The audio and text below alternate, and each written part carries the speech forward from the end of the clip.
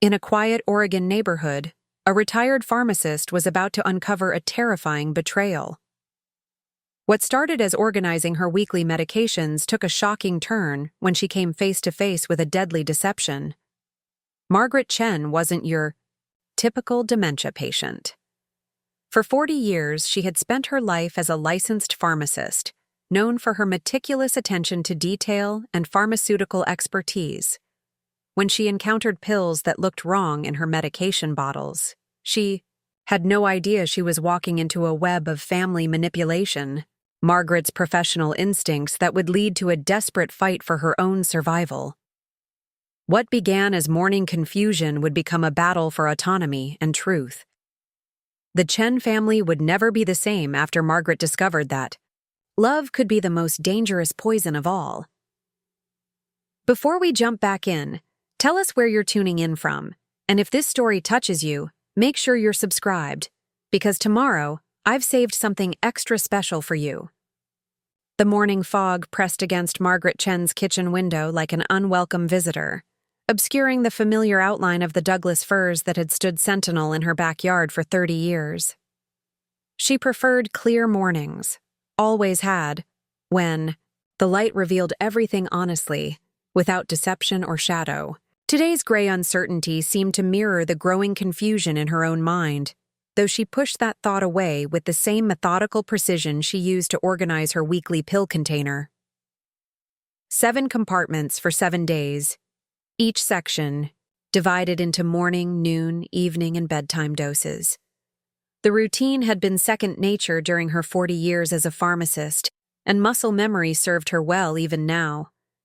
But as Margaret lifted the first bottle, her blood pressure medication, something felt wrong. The pills were supposed to be small and white, round. She'd been taking the same medication for 3 years, ever since David died, and her pressure spiked from grief and stress. These pills were white, yes, but slightly larger than usual. More oval than round. Margaret held one up to the kitchen light, squinting through her reading glasses. "Just my eyes," she murmured to herself, a habit she'd developed since living alone. But 40 years of pharmaceutical expertise argued otherwise. Pills didn't change shape without reason. Manufacturers maintained strict quality control. She'd drilled that into every pharmacy tech she'd ever trained. Margaret set the questionable pill aside and reached for her bottle of sertraline. The antidepressant had been prescribed after David's funeral, when the fog in her mind had been grief rather than whatever this was now. Dr. Hoffman insisted it would help with both the depression and the anxiety that came with her diagnosis. "Early-stage dementia," he'd said gently, as if speaking softly could cushion the blow. But these sertraline tablets looked different, too. The color was off, more beige than the pale yellow she remembered. Margaret's pulse quickened, and she forced herself to breathe slowly. Paranoia was listed as a possible symptom of her condition.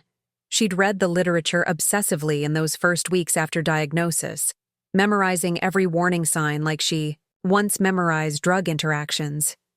Still, her professional instincts ran deeper than disease. She reached for her magnifying glass, the same one she'd used to examine prescriptions for 4 decades, and studied each bottle carefully. The lorazepam that was supposed to help her sleep. The donepezil intended to slow her cognitive decline. Every single medication showed subtle but unmistakable differences from what she expected. Margaret's hands trembled slightly as she opened her laptop, another skill she'd fought to maintain despite Sarah's gentle suggestions that, "Maybe technology is getting too complicated now, Mom."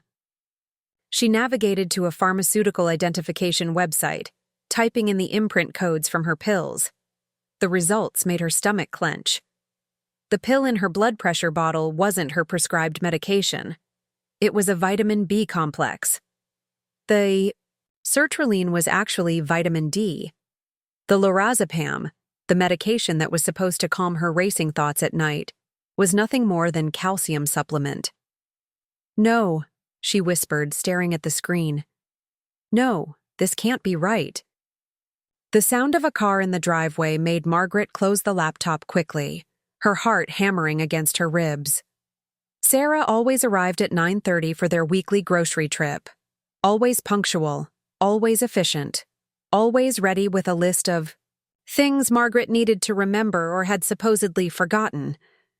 Margaret swept the pills back into their respective bottles with practiced speed, though her hands shook. She tucked the one suspicious pill she'd set aside into her sweater pocket. Evidence, though she wasn't sure of what yet. "Morning, Mom." Sarah's voice carried its usual forced cheerfulness as the back door opened. She never knocked anymore, claiming it was easier this way, safer, in case Margaret fell or had an episode and couldn't get to the door. "Good morning, dear." Margaret kept her voice steady, closing the pill organizer with what she hoped looked like casual efficiency. Sarah bustled in carrying her oversized purse and a thermal coffee cup, her real estate blazer crisp despite the early hour. She looked tired, dark circles under her eyes that makeup couldn't quite hide. Margaret noticed these things more now, perhaps because she had so much more time to observe, or perhaps because she was learning not to trust what seemed obvious. "How are we feeling today?" Sarah asked, setting her purse on the counter near Margaret's medications. Too near, Margaret thought. "I'm feeling fine," Margaret replied, emphasizing the pronoun. She'd corrected Sarah about the plural we before, but her daughter never seemed to remember, or chose not to.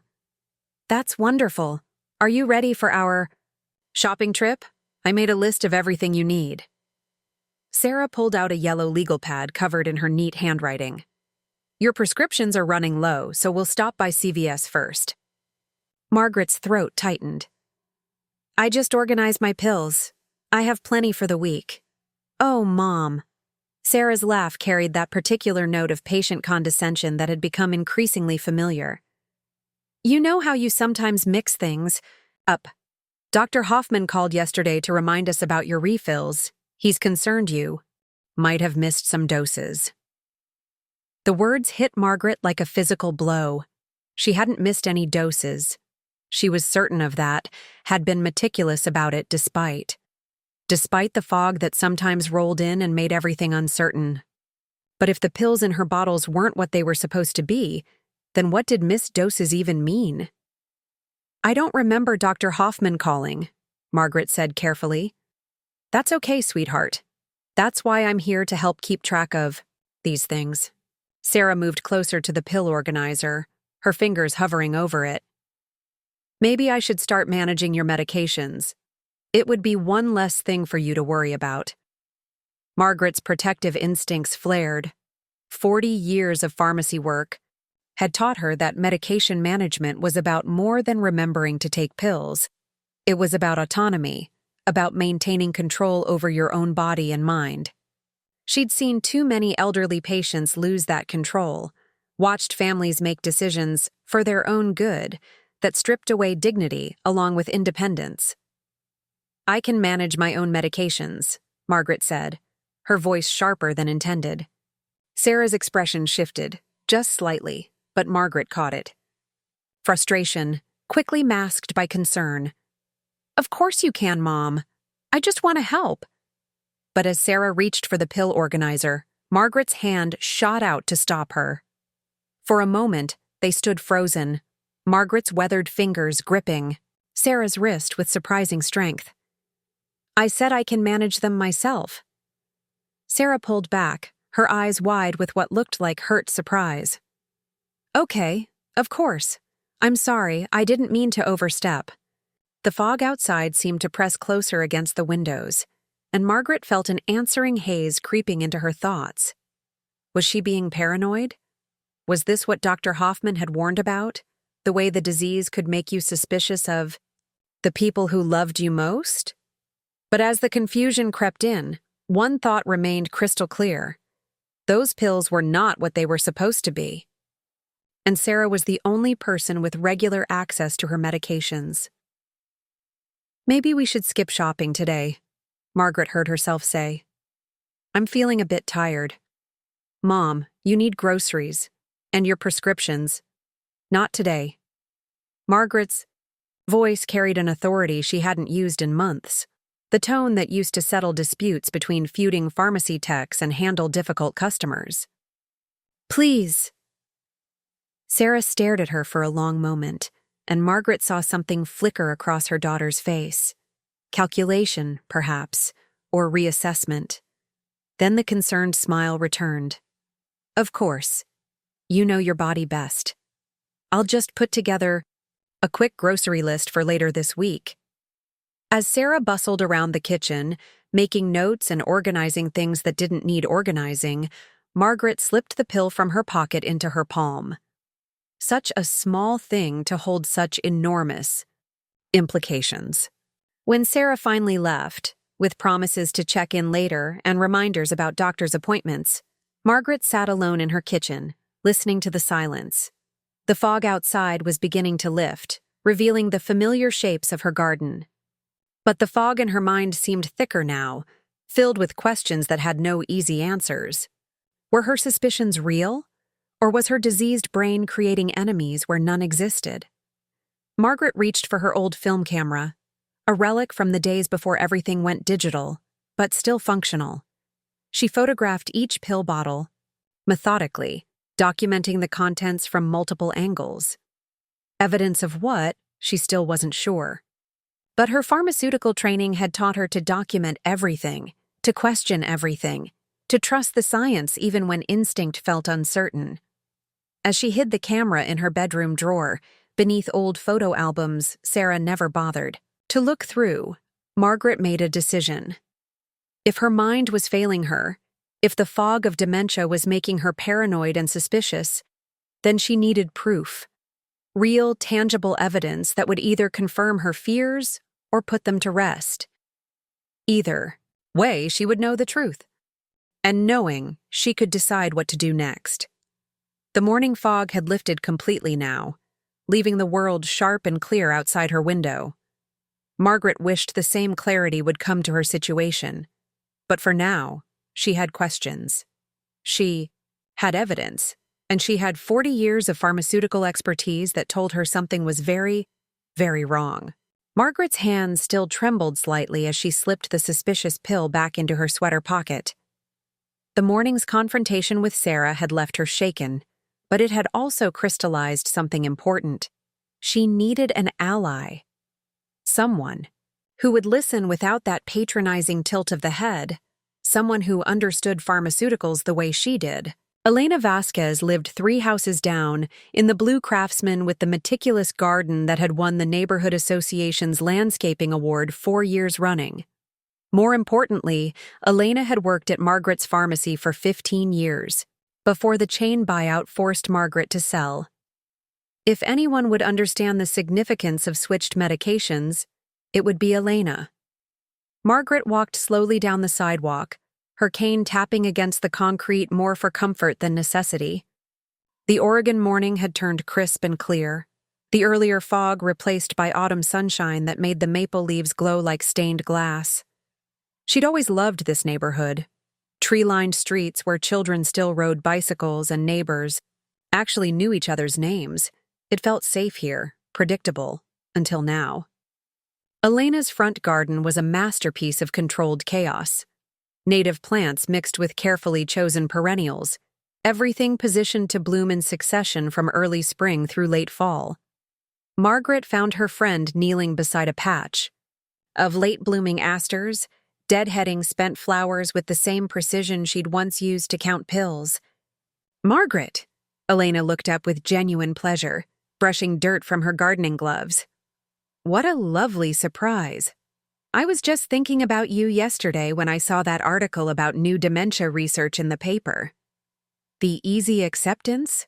In Elena's voice, no surprise at seeing her out alone, no questions about whether Sarah knew where she was, felt like a balm.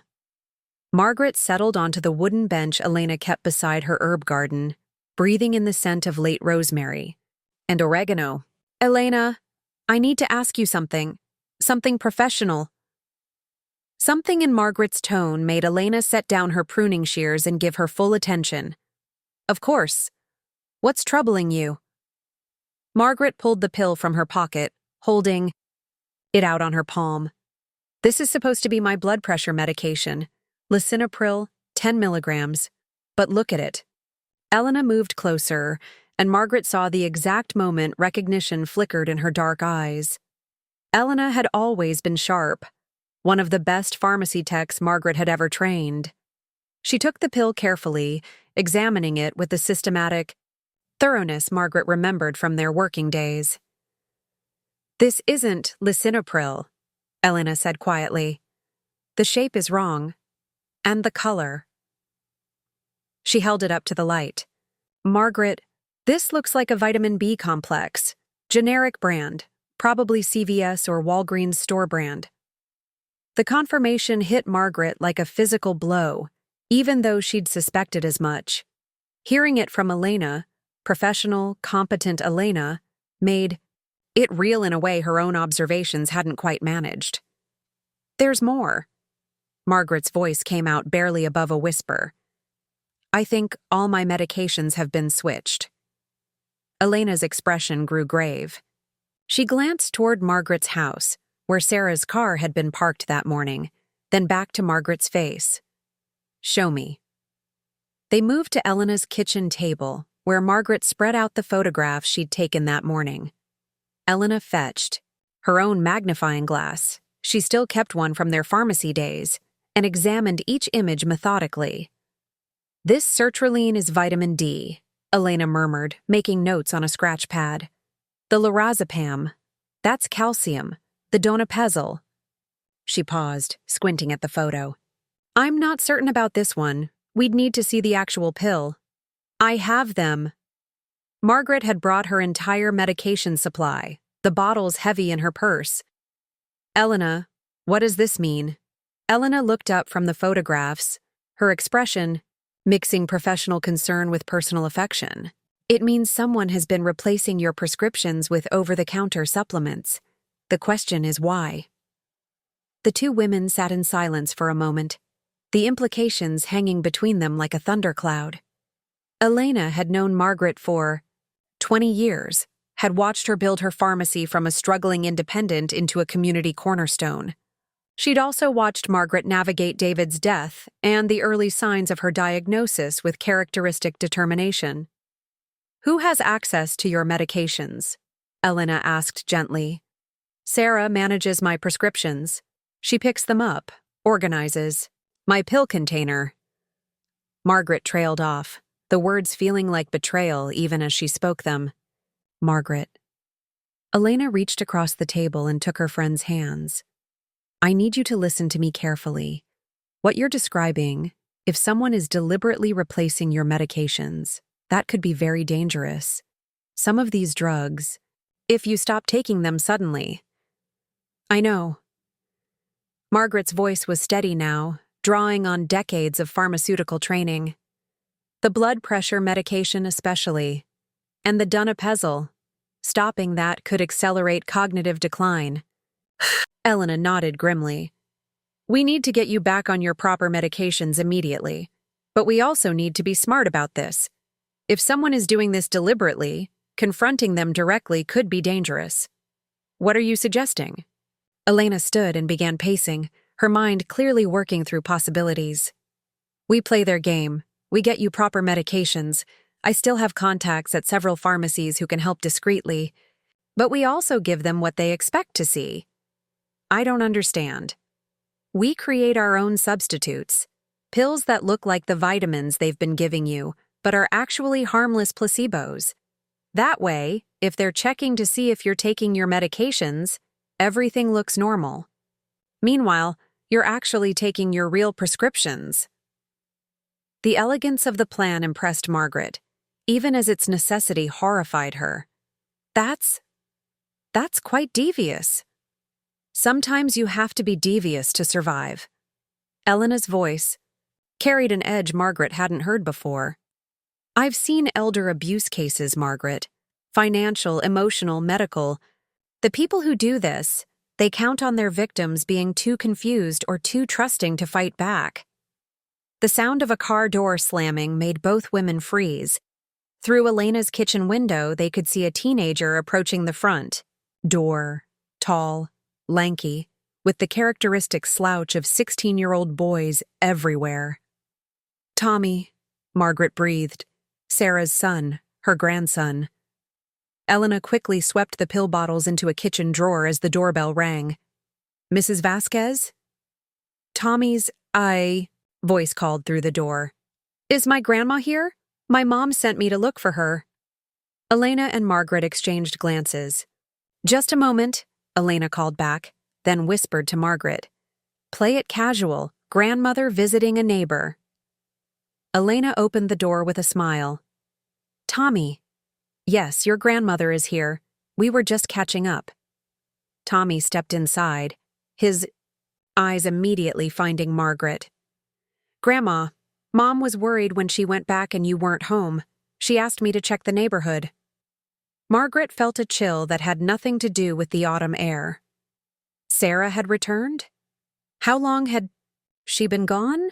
And why was she checking up so quickly? "I'm fine, sweetheart," Margaret said, standing and gathering her purse. "Elena and I were just discussing her garden. You know how I love to hear about her roses."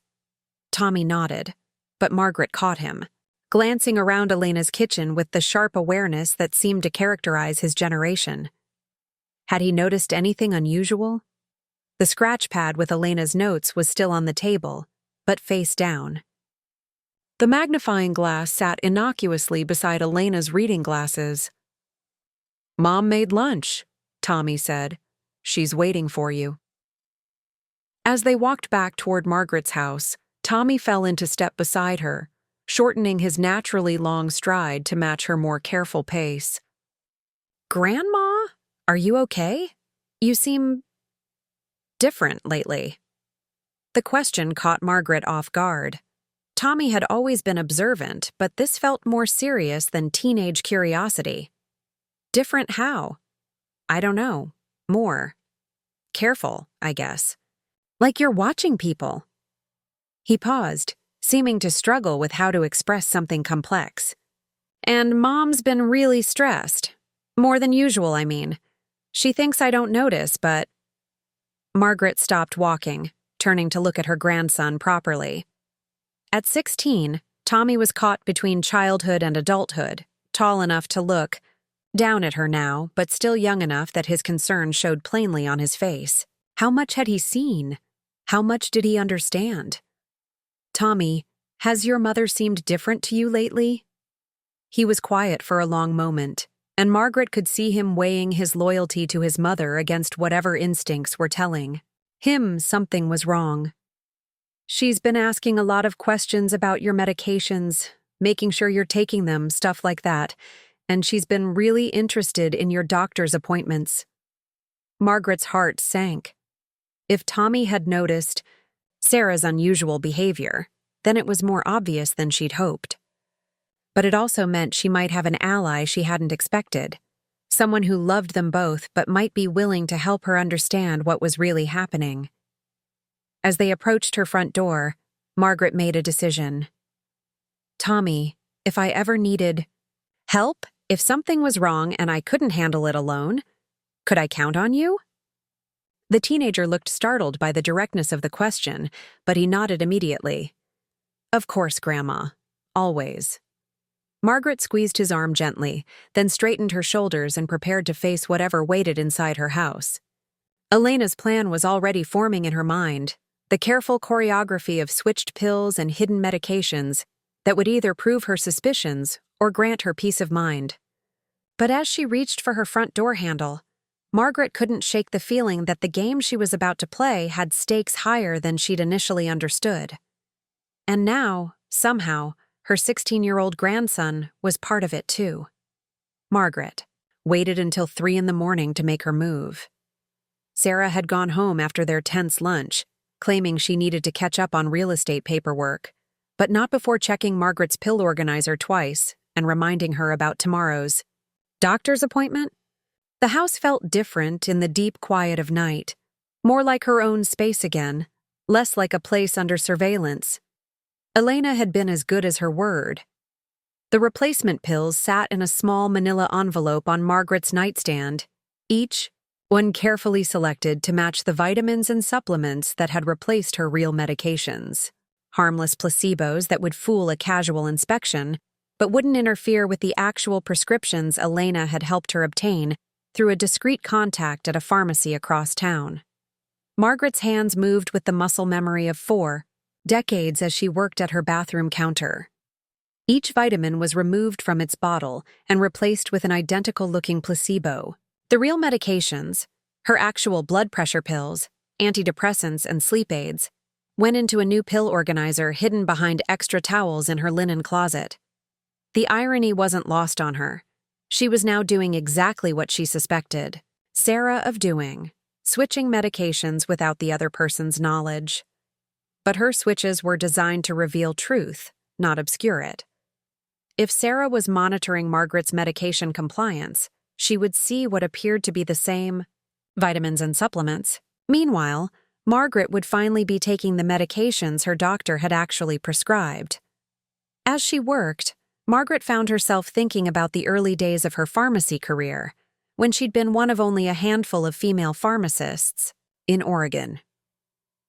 The work had required constant vigilance, checking and double-checking prescriptions, watching for dangerous interactions, advocating for patients when doctors made errors. She'd developed an instinct for deception then, an ability to spot when something wasn't quite right. Those instincts were serving her well now. By dawn, the switch was complete. Margaret disposed of the evidence carefully, wrapping the original, vitamins in old newspaper, and burying them deep in her kitchen garbage. When Sarah arrived at 8:30 to drive her to Dr. Hoffman's office, Margaret was sitting calmly at her kitchen table, having taken her first proper medications in weeks. "You look well today, Mom," Sarah observed, and Margaret caught something in her tone, surprise, perhaps, or concern. "Are you feeling all right?" "I feel wonderful," Margaret replied honestly. Already she could sense the difference. Her blood pressure medication was working again. She felt less dizzy when she stood. The real antidepressant was subtle but noticeable. Colors seemed slightly brighter, her mood more stable. "I slept better last night than I have in weeks."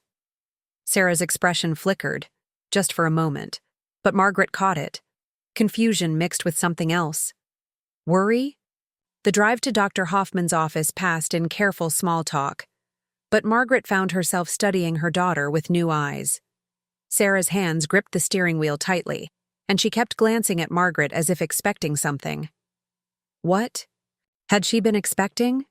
Grogginess from sleeping medication that was actually calcium? Confusion from blood pressure swings caused by vitamins instead of proper treatment? Dr. Marcus Hoffman had been Margaret's physician for 2 years, ever since her previous doctor retired. He was younger than she preferred, mid-50s with graying temples and wire-rimmed glasses, but thorough and generally respectful. His office walls were covered with certificates and family photos that spoke of competence and stability. "Mrs. Chen," he greeted her warmly, "how are we feeling today?" "I'm feeling quite well, actually," Margaret replied, noting how he immediately looked to Sarah for confirmation. The dynamic had become so routine that Margaret wondered when she'd stopped being the primary source of information about her own health. "That's wonderful to hear. Sarah mentioned you've been having some difficult nights lately. Confusion, agitation. Are the sleep medications helping?" Margaret kept her expression neutral. "I've been sleeping much better recently." Dr. Hoffman pulled up her file on his computer, scrolling through recent notes. "Let's run through our usual cognitive assessment, shall we?" Margaret had taken this test dozens of times since her diagnosis. Simple questions designed to measure memory, attention, and reasoning. What year is it? Who is the president? Count backward from 100 by sevens. Draw a clock showing 3:15. But today felt different. Her mind felt clearer, sharper than it had in weeks. When Dr. Hoffman asked her to remember 3 words, apple, penny, table, and repeat them back after 5 minutes of other questions, she didn't struggle the way she had during recent visits. When he asked her to solve simple math problems, the numbers came easily. She watched Dr. Hoffman's eyebrows rise as he scored her responses. "This is quite good, Mrs. Chen. Better than your last several visits, actually. Your cognitive function appears remarkably stable today."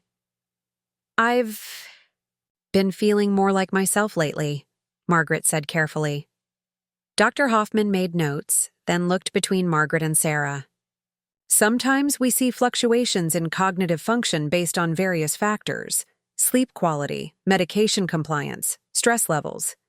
Sarah, you mentioned she's been having episodes of agitation recently?" Margaret watched her daughter's face carefully. Sarah shifted in her chair, glancing at Margaret before responding. "She has been having some restless nights, and sometimes during the day she seems suspicious. Paranoid, almost. About her medications, about people's motivations."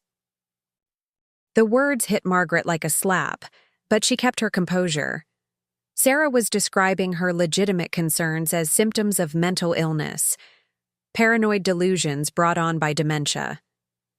"I see," Dr. Hoffman murmured, making more notes. "Paranoid. Ideation can be a concerning development. Are you taking your medications consistently, Mrs. Chen?" "Yes," Margaret replied firmly. "Every day, exactly as prescribed." "Good. That's very important." Dr. Hoffman turned to his computer, apparently preparing to wrap up the appointment. "I think we'll keep your current medication regimen stable for now. Your cognitive performance today is encouraging." Margaret began to relax, thinking the appointment was nearly over, when Sarah leaned forward in her chair.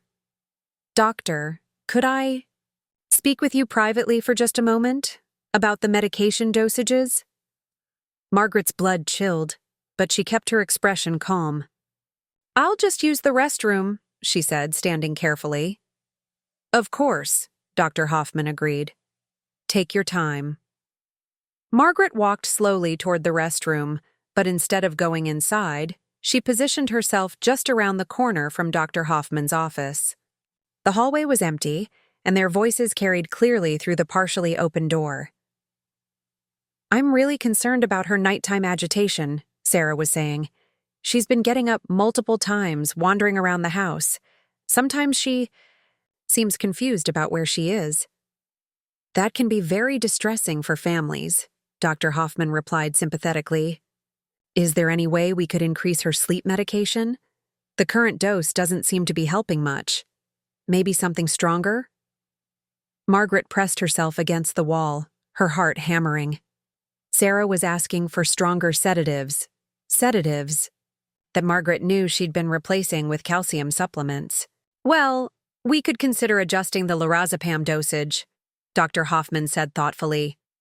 "Though I'm always cautious about increasing benzodiazepines in elderly patients. The fall risk." "I understand the risks," Sarah interrupted. "But she's not sleeping, which means I'm not sleeping either. And the confusion during the day seems to be getting worse when she's tired." Margaret closed her eyes, processing the implications. If Dr. Hoffman increased the dosage and Sarah continued switching the pills for vitamins, Margaret would be safe. But if Sarah ever decided to give her the real medications at the increased dose?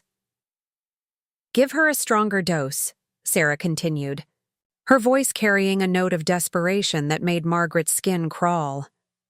"Please, I just need her to sleep through the night." "I suppose we could increase it to 2 milligrams, Dr. Hoffman said reluctantly. "But I want to see her again in 2 weeks to assess how she's responding." "Of course. Thank you so much, doctor." Margaret quickly made her way to the restroom, her mind reeling. She splashed cold water on her face and stared at her reflection in the mirror. The woman looking back at her appeared calm, composed. Nothing. Like someone in the grip of paranoid delusions. But what did that matter if everyone around her had already decided she was losing her mind? When she returned to Dr. Hoffman's office, Sarah was settling back into her chair with a satisfied expression. Dr. Hoffman turned to Margaret with his professional smile. "Mrs. Chen, I'm going to adjust your sleep medication slightly. Sometimes, a small increase can make a significant difference in sleep quality. I see, Margaret replied evenly. And you think that's necessary? Based on what Sarah has described about your nighttime restlessness, yes. We want to make sure you're getting proper rest. Margaret nodded, playing the role of the compliant patient even as her mind raced. Sarah had manipulated this appointment expertly, describing symptoms Margaret didn't have, requesting stronger medications for problems that existed only because the original medications had been replaced with vitamins. As they left the office with a new prescription for increased lorazepam, Sarah seemed more relaxed than she'd been in days. I'm so glad Dr. Hoffman is being proactive about your sleep issues, she said as they walked to the car. Yes, Margaret agreed quietly.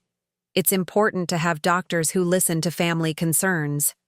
The irony of her words wasn't lost on either of them, though for different reasons. Sarah heard validation of her role as concerned daughter.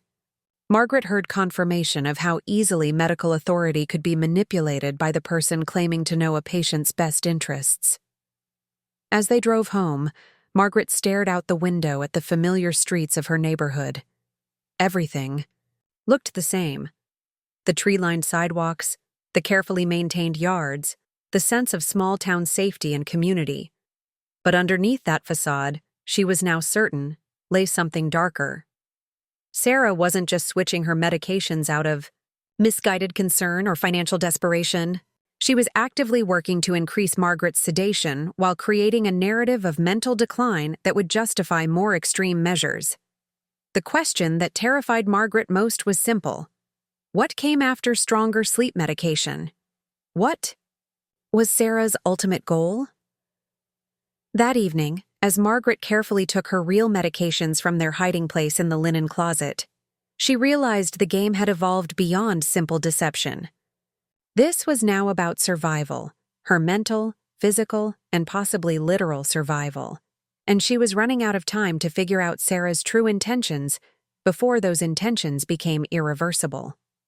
Margaret stood in her kitchen 3 days after the doctor's appointment, staring at the ingredients scattered across her counter with growing confusion.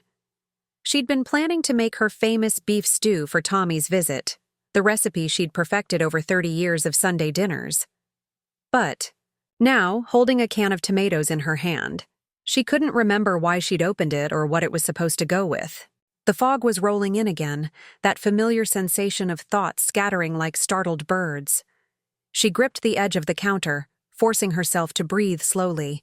This was the cruelest part of her condition, the way clarity could slip, away without warning, leaving her stranded in her own mind.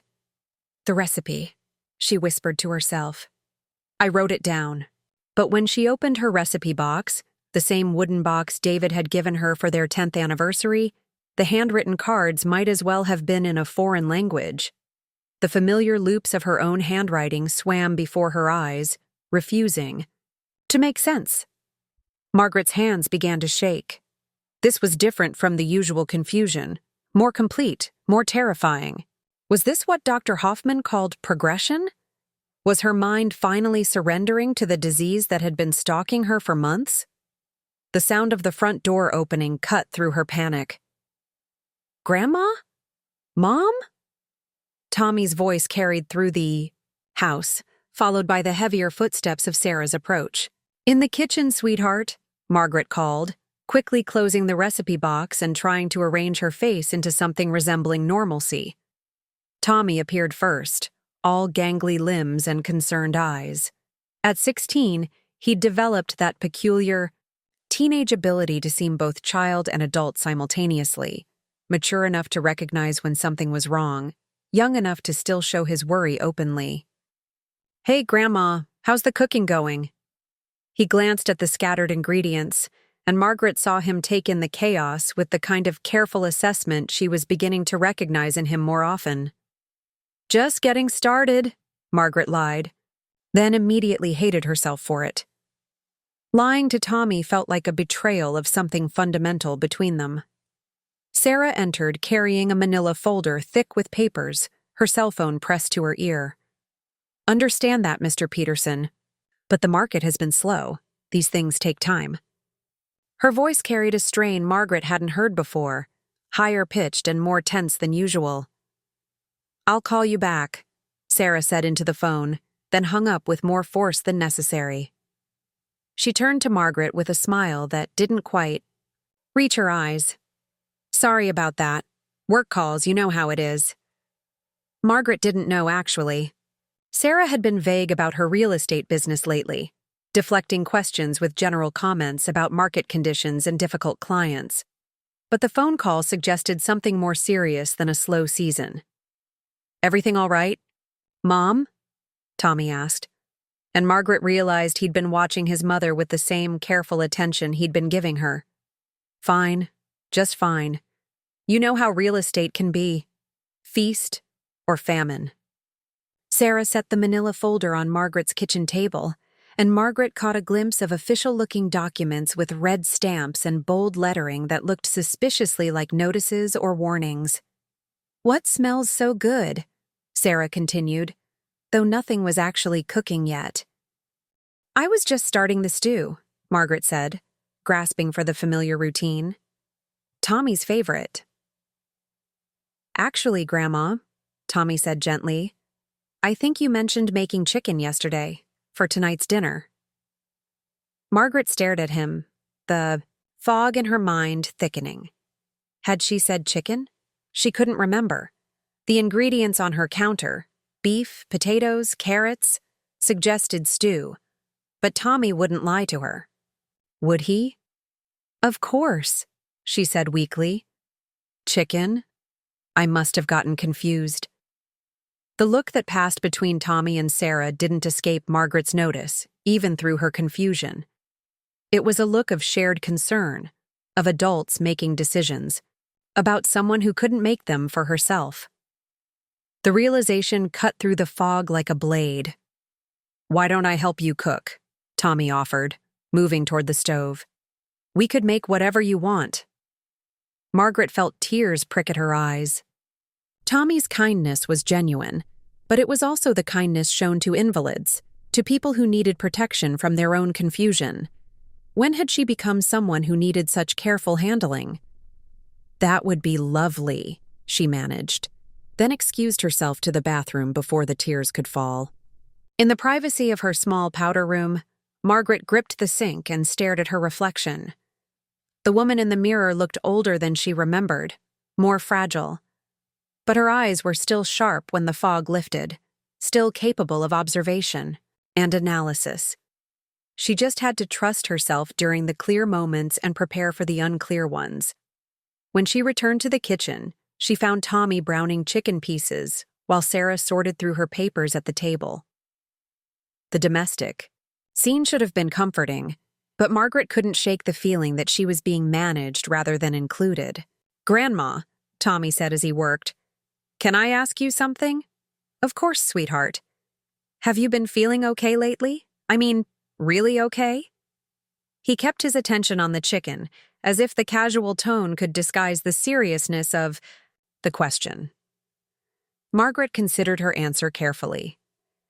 "Some days are better than others. Why do you ask?"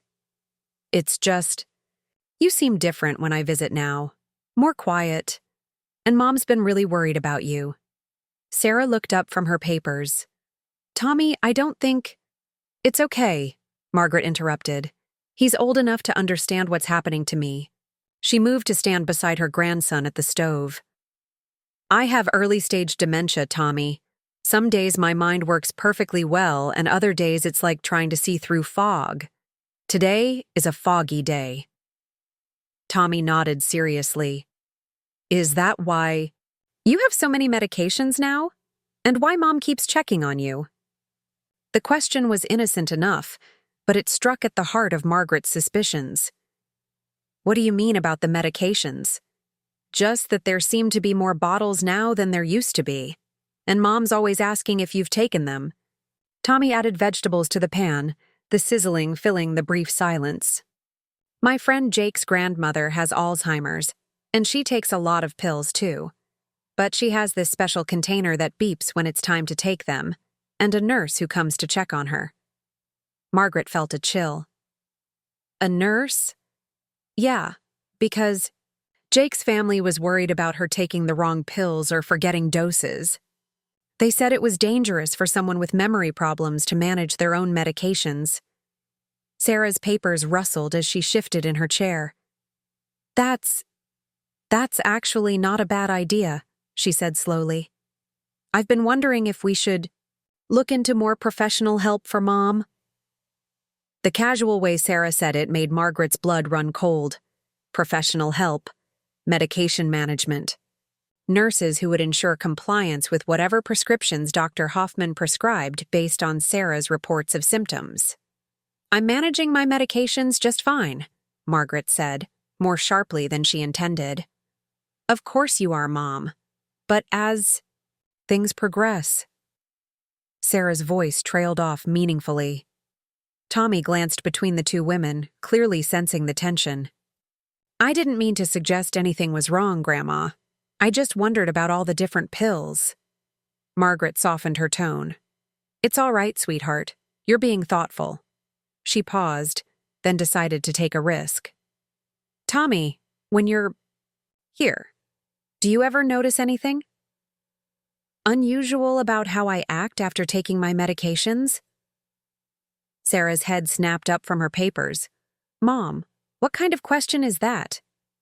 A reasonable one, Margaret replied evenly. If my medications are supposed to help with sleep and anxiety, Tommy might notice whether they're working properly. Tommy considered this seriously. Actually, now that you mention it, you do seem really tired after taking your evening pills. Sometimes you fall asleep in your chair during our movie nights, but then other times, like when you don't take them right away, you seem more awake, I guess. Sarah stood abruptly, her chair scraping against the floor.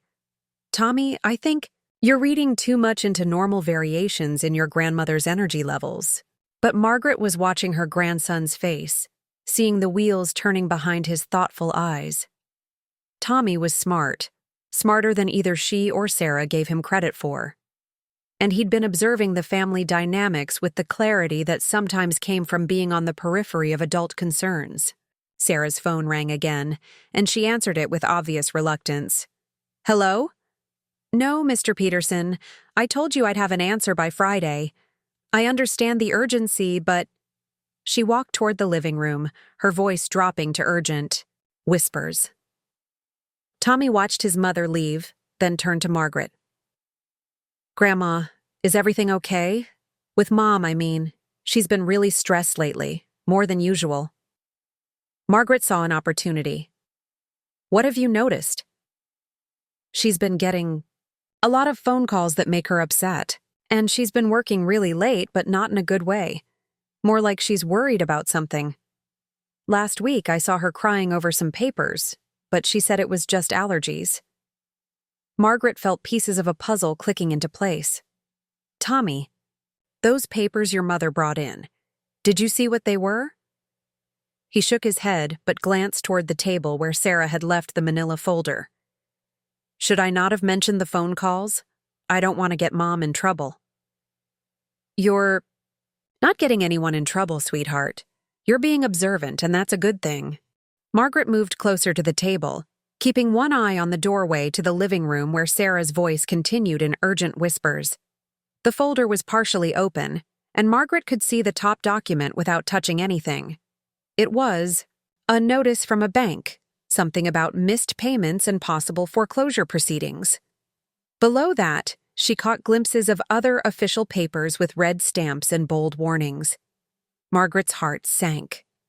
Sarah was in serious financial trouble, the kind that threatened not just comfort, but basic security, the kind that might make a desperate person consider options they would never normally contemplate, like a life insurance policy on an aging mother with dementia. The thought hit Margaret like a physical blow. She remembered signing papers when Sarah moved back in to help with her care, something about updating beneficiaries and power of attorney arrangements. At the time, it had seemed practical, even loving. Now, combined with the switched medications and requests for stronger doses, it felt sinister. "Grandma?" Tommy's voice seemed to come from far away. "Are you okay? You look pale." Margaret forced herself to focus on her grandson's concerned face. "I'm fine, just a little tired." But even as she said it, she realized the fog was lifting again, her mind sharpening with the clarity that sometimes followed confusion. Sarah's voice grew louder from the living room. "I understand the timeline, but I need more time to liquidate assets. Yes, I'm aware of the consequences." Tommy looked toward the sound of his mother's voice, his expression troubled. "She's been having a lot of conversations like that lately." Margaret made a decision that felt both necessary and terrifying. "Tommy, I need to ask you something. Important, and I need you to think carefully before you answer." He nodded seriously. "If something was wrong, if I was in trouble somehow, would you help me? Even if it meant going against your mother?" Tommy's eyes widened. "What kind of trouble?" "I don't know yet. Maybe no trouble at all. But if there was—" "Of course I'd help you, Grandma. But what's this about? Are you scared of something?" Before Margaret could answer, Sarah returned to the kitchen, her face flushed and her jaw tight with stress. "Sorry about that. Business calls." She glanced at the manila folder, still sitting open on the table, and quickly closed it. "Everything?" "All right, Mom?" Tommy asked. "Fine, just some paperwork I need to handle." Sarah's smile was brittle. "How's dinner coming?" They finished cooking in relative silence, the earlier warmth replaced by an undercurrent of tension. Margaret found herself studying both Sarah and Tommy throughout the meal, trying to reconcile the loving family she remembered with the complex web of need, desperation, and potential deception she was beginning to understand. Sarah picked at her food, her phone buzzing with messages she kept checking despite trying to be discreet. Tommy divided his attention between his mother and grandmother, clearly sensing the undercurrents, but not understanding their source. As they cleared the dishes, Sarah's phone rang again. This time, when she looked at the caller ID, her face went white. "I have to take this," she said, stepping onto the back porch. Through the window, Margaret and Tommy could see her pacing, her free hand gesturing emphatically as she spoke.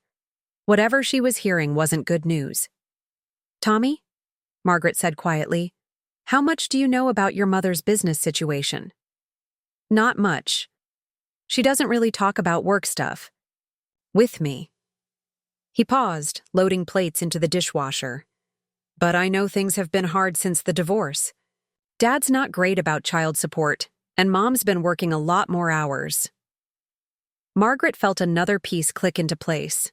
Sarah wasn't just struggling with a slow real estate market. She was facing genuine financial crisis, the kind that could destroy lives, cost homes, ruin futures. The kind that might make a mother look at her aging, increasingly dependent parent and see not just a burden, but a solution. When Sarah returned from her phone call, her composure was barely held together. "I'm sorry, but I need to head home. Early tonight. Some urgent paperwork I need to handle." "Of course, dear," Margaret said gently. But as she watched Sarah gather her things with shaking hands, she felt a mixture of love and terror that made her chest tight. She loved this woman who had been her daughter for 42 years, who had moved back home to help care for her, who was trying to balance her own life with the demands of aging parents. But she was also increasingly certain that this same woman was slowly, methodically poisoning her under the guise of medical care. After Sarah and Tommy left, Margaret sat alone in her kitchen, surrounded by the detritus of family dinner, but feeling utterly isolated. The fog in her mind had cleared completely, leaving her with painful clarity about her situation. Sarah was desperate, financially, emotionally, practically. She had access to Margaret's medications, her medical care, her legal documents. She had convinced Dr. Hoffman to increase dosages based on fabricated symptoms, and she had everything to gain from Margaret's increased incapacitation or death. But she was also Margaret's daughter. The baby Margaret had carried, the child she'd raised, the woman she'd watched grow into motherhood herself. How do you protect yourself from someone you love more than your own life? Margaret walked to her bedroom and pulled out the old photo, albums from her drawer, the ones Sarah never looked through anymore. Hidden beneath pictures of birthday parties and Christmas mornings, she found the contact card Elena had given her days earlier. Detective Ray Kowalski, it read, specialized in elder abuse cases. Margaret stared at the card for a long time, knowing that making this call would change everything. Her relationship with Sarah, her family, her sense of security in her own home. But not making it might cost her everything else. As she reached for her phone, Margaret realized she was no longer just fighting to understand what was happening to her. She was fighting for her life, her autonomy, and her right to exist on her own terms. And for the first time since this nightmare began, she was ready to fight back. Margaret stared at Detective Kowalski's card until the numbers blurred together, her courage wavering with each passing minute. The walk to the police station was only 6 blocks from her house, but it might as well have been 6 miles for all the emotional distance it represented. Once she made this call, there would be no going back. No pretending that her suspicions were just the paranoid delusions of a diseased mind. She dialed the number before she could lose her nerve. Detective Kowalski. The voice was professional, but not unkind. Detective, my name is Margaret Chen. I need to report suspected elder abuse. A pause. Ma'am, are you calling about yourself or someone else? Myself? The words came out barely above a whisper. I see. Are you able to come to the station, Mrs. Chen? I'd like to speak with you in person. Margaret arranged to meet him that afternoon, during the narrow window when Sarah would be showing houses to clients. She spent the morning organizing her evidence with the same methodical precision she'd once used to prepare for pharmacy board inspections. The photographs of her pill bottles, Elena's analysis of the substitute medications, copies of her medical records and the insurance documents she'd glimpsed in Sarah's folder. Everything laid out in chronological order to tell a coherent story. The Hillsborough Police Station was a modern building of glass and brick that tried to look welcoming, but still intimidated Margaret as she approached the front desk. Her cane tapped against the polished floor as she walked, the sound echoing in the high-ceilinged lobby. I have an appointment with Detective Kowalski, she told the receptionist, a young woman with kind eyes who looked at Margaret's cane and gray hair with the particular gentleness reserved for the elderly. Of course, Mrs. Chen. He's expecting you. Right this way. Detective Ray Kowalski rose from behind a desk that looked like it had seen better decades, scattered with files and coffee-stained papers. He was younger than Margaret had expected, early, 40s, with dark hair that was just beginning to show gray at the temples and eyes that held a mixture of professionalism and weariness. Mrs. Chen, thank you for coming in. Please have a seat. He gestured to a chair across from his desk, then settled back into his own. You mentioned elder abuse on the phone. Can you tell me what's been happening? Margaret had rehearsed this moment. But sitting across from the detective, she suddenly felt the weight of how her story would sound. An elderly woman with dementia claiming her daughter was poisoning her with vitamins instead of real medication. Even to her own ears, it sounded like textbook paranoid delusion. Detective, before I begin, I need you to understand something about me. Margaret straightened in her chair, drawing on the authority she'd once wielded as a pharmacy owner. I was a licensed pharmacist for 40 years. I built and ran Chen Family Pharmacy until I sold it 3 years ago. I have early-stage dementia, but my professional knowledge and observational skills remain intact during my lucid periods. Kowalski nodded, making notes on a yellow legal pad. I understand. Please, go on. Margaret opened her folder and spread the photographs across his desk. 3 weeks ago, I noticed that my prescription medications had been replaced with over-the-counter vitamins and supplements. Someone with access to my medications, my daughter Sarah, has been systematically switching my prescribed drugs with harmless substitutes. She walked him through each photograph, explaining the discrepancies with the clinical precision that had defined her career. Kowalski listened without interruption, but Margaret could see the skepticism in his expression. "Mrs. Chen," he said when she finished, "these are serious allegations. Have you discussed these concerns with your doctor?" "My doctor has been told by my daughter that I'm experiencing increased agitation and paranoid ideation. Based on her reports, not my actual symptoms, he recently increased my sleep medication dosage." Margaret's voice remained steady despite the pain of explaining how her own medical care had been compromised. "And you believe your daughter requested this increase knowing you weren't actually taking the original medication?" "I believe she requested it to create a paper trail of escalating medical intervention while maintaining control over what I actually consume." Margaret pulled out Elena's notes. "I had a former employee, also a trained pharmacy technician, verify my findings. Every medication had been replaced." Kowalski studied Elena's documentation, his expression unreadable. "Mrs. Chen, I have to ask you about your diagnosis. Early-stage dementia can sometimes cause confusion about—" "Detective," Margaret interrupted, her voice carrying the authority she'd once used to correct doctors' prescription errors. "I am having this conversation with you during a period of complete mental clarity. I understand that my diagnosis makes my credibility questionable, but I am not confused about what I've observed." Something in her tone made Kowalski look up from his notes, really seeing her for the first time. Margaret recognized the moment. She'd experienced it countless times as a female pharmacist challenging male doctors. The instant when professional competence overcame preconceptions. "What do you believe your daughter's motive is?" he asked. Margaret's chest tightened. This was the part that would sound most like paranoid delusion. "I believe she's experiencing severe financial difficulties. I've seen notices about missed mortgage payments and foreclosure proceedings. I also recently updated my life insurance policy and estate planning documents." "You're suggesting she's trying to—" Kowalski didn't finish the sentence. "Preparing and narrating this story took us a lot of time, so if you are enjoying it, subscribe to our channel. It means a lot to us. Now back to the story. I'm suggesting she's creating conditions that could lead to my increased incapacitation or death while maintaining plausible deniability. Untreated high blood pressure, withdrawal from psychiatric medications, sleep deprivation, any of these could cause serious medical crises that would appear natural given my age and diagnosis."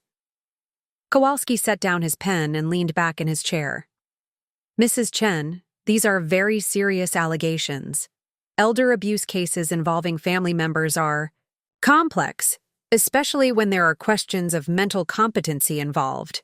I understand the complexity, detective, but I also understand pharmaceuticals, and I know when my medications have been tampered with." Margaret gathered her photographs with careful precision.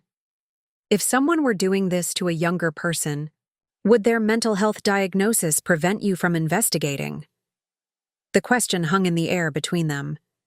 Kowalski studied Margaret's face, taking in her clear eyes, organized presentation, and coherent argument. "No," he admitted. "It wouldn't." "Then I'm asking you to investigate this the same way you would any other case of suspected poisoning or medication tampering." Kowalski picked up his pen again. "I'll need contact information for your daughter, your doctor, and this pharmacy technician who verified your findings. I'll also need you to understand that family dynamics in these situations can be complicated. Sometimes what looks like abuse is actually misguided care," Margaret finished. "Detective, I've considered that possibility.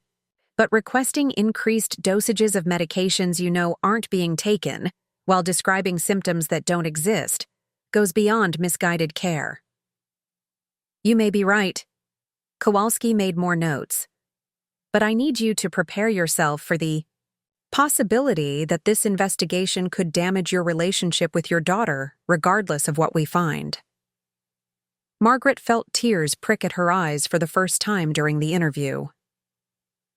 Detective, my daughter is either trying to harm me or she's so overwhelmed by my care that she's lost perspective on what's appropriate.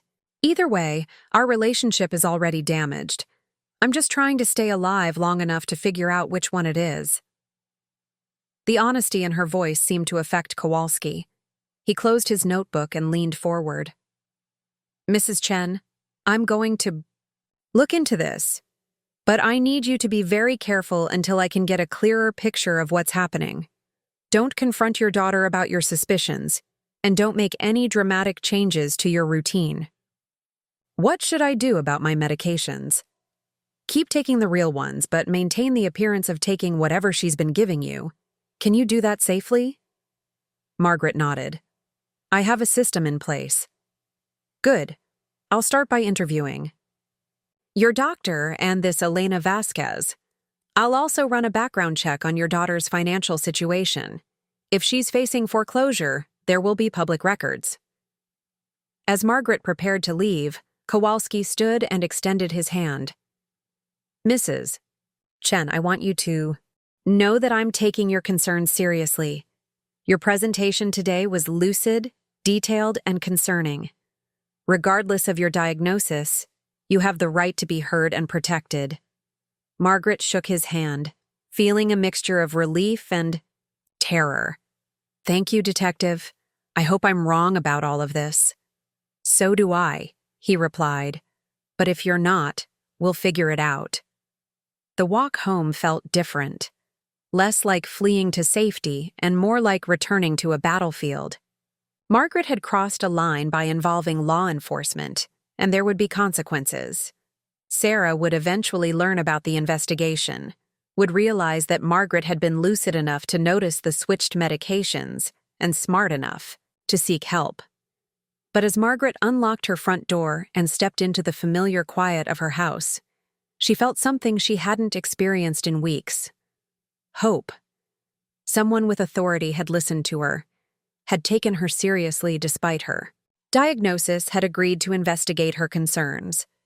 For the first time since this nightmare began, Margaret wasn't fighting alone. Detective Kowalski might discover that her suspicions were unfounded, that Sarah's actions stemmed from misguided care rather than malicious intent.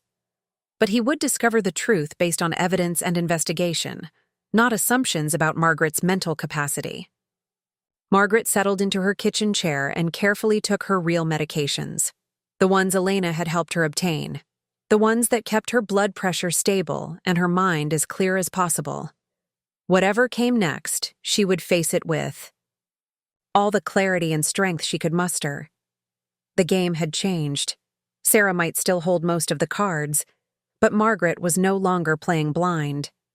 And sometimes, that was enough to shift the entire balance of power. Lisa Chen's rental car pulled into Margaret's driveway, with the same precision she brought to everything else in her life, perfectly aligned, efficiently parked, ready for a quick departure if necessary. Margaret watched from her kitchen window as her younger daughter emerged from the silver sedan, checking her phone one last time before sliding it into the pocket of her tailored blazer. Even from a distance, Lisa looked like success. Her dark hair was cut in a sleek bob that probably cost more than Margaret's monthly grocery budget, and her clothes spoke of a life where appearance mattered, where every detail was calculated to project competence and control. She'd driven down from Seattle for her monthly visit, the same schedule she'd maintained for the past year with the reliability of a court filing deadline. Margaret felt the familiar pang of guilt and love that always accompanied Lisa's visits. Guilt, because she knew her successful attorney daughter sacrificed weekends and work opportunities for these trips. Love because Lisa came anyway, despite the obvious strain it placed on her carefully organized life. The front door opened without a knock, another family privilege that had evolved over the months of Margaret's diagnosis. "Mom, I'm here," Lisa called, her voice carrying the particular tone she'd developed for these visits. Professional warmth, calibrated to be caring without being patronizing. "In the kitchen, dear." Lisa appeared in the doorway, and Margaret saw her daughter's sharp eyes immediately scan the room, taking inventory. It was a habit Margaret recognized from her own pharmaceutical training, the systematic assessment of details to identify what was different, what was wrong, what needed attention. "You look well," Lisa said, setting her overnight bag on the counter. But Margaret caught the slight hesitation before the compliment, the way Lisa's gaze lingered on the pill organizer, sitting prominently on the kitchen table. "I'm feeling better lately," Margaret replied, and meant it. The real medications Elena had helped her obtain were making a difference. Her blood pressure was stable, her mood more even, her thinking clearer during the lucid periods. Lisa moved to the coffee maker with the efficiency of someone comfortable in this kitchen despite visiting only monthly. "Where's Sarah? I thought she'd be here." "She had to show a house this afternoon. She'll be back for dinner."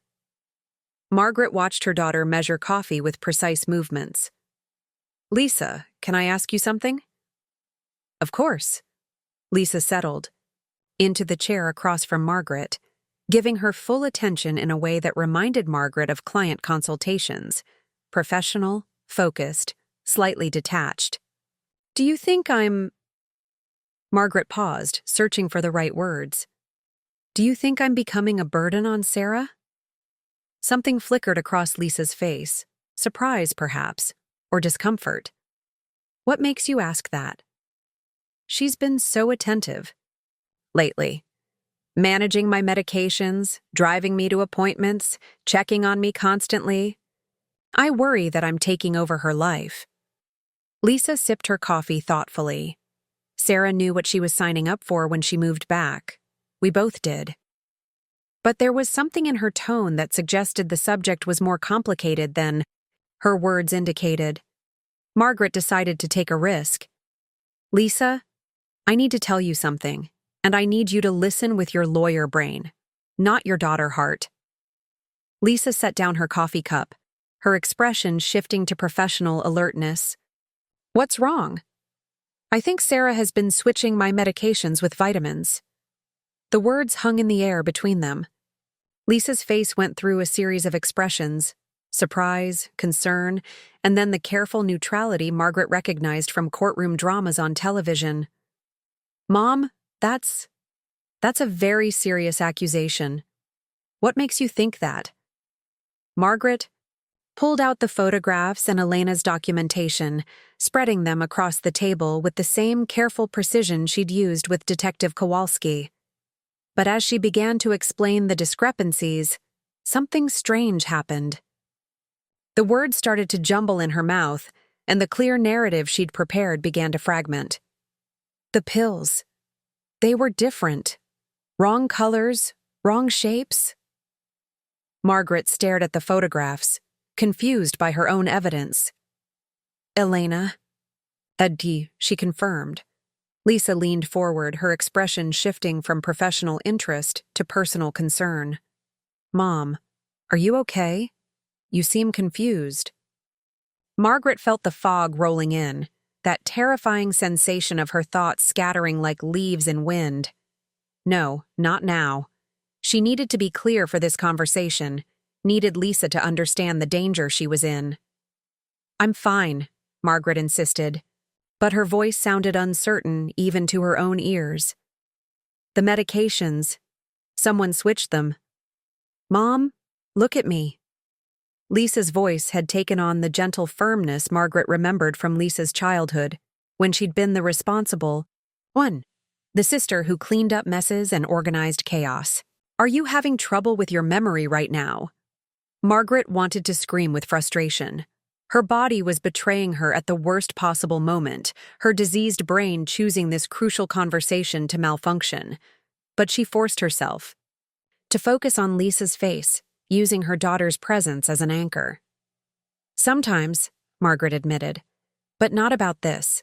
Lisa, I know what I saw." Lisa gathered the photographs carefully, studying them with the same systematic attention she probably gave to legal briefs. These are pictures of your pill bottles? Yes, Elena. She used to work for me. She confirmed that the pills inside weren't what the label said. Elena Vasquez? Your old pharmacy tech? Lisa's tone remained neutral, but Margaret caught the subtle shift toward skepticism. She's qualified to make these assessments. She worked in pharmaceuticals for 15 years. Lisa nodded slowly. And you think Sarah is responsible for switching these medications? She's the only one with access, and she's been. Margaret struggled to find words that wouldn't sound paranoid. She's been very controlling lately, managing everything, making decisions without consulting me. Mom, Sarah is your primary caregiver. It's natural that she would take a more active role in managing your care. The reasonable explanation hit Margaret like a slap. This was exactly what she'd been afraid of, that her suspicions would be dismissed as the natural result of a daughter, trying to help an increasingly dependent mother. Lisa, I need you to understand something.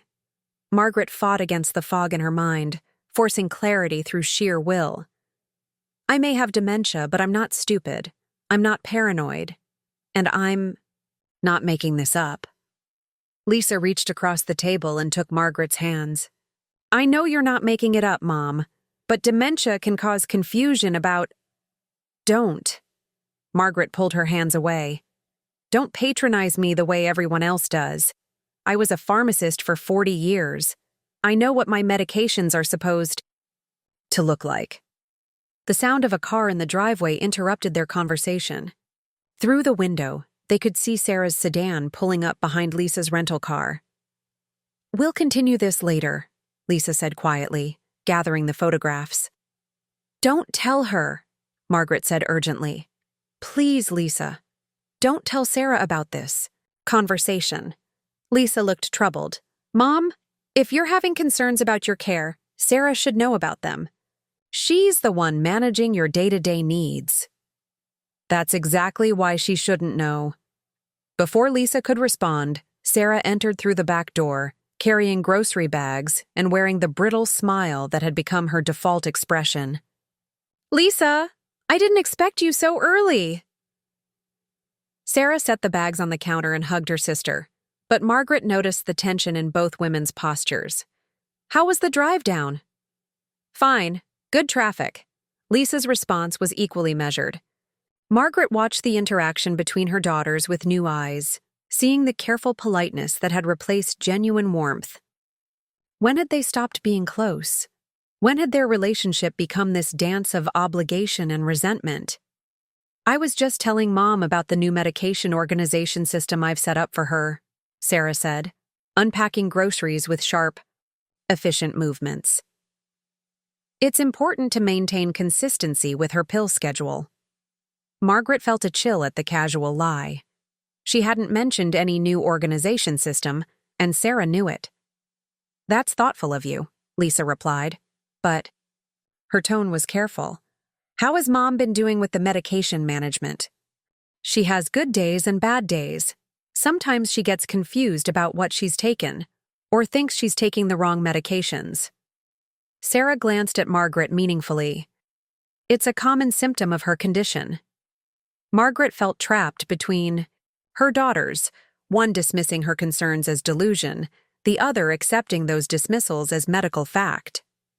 The conversation was being shaped around her, about her, without her real participation.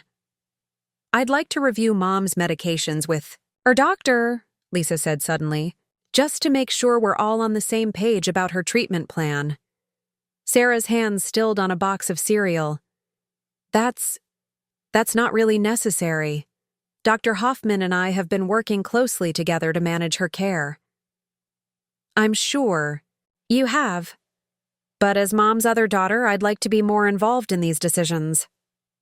The tension in the room shifted, becoming sharper, more focused.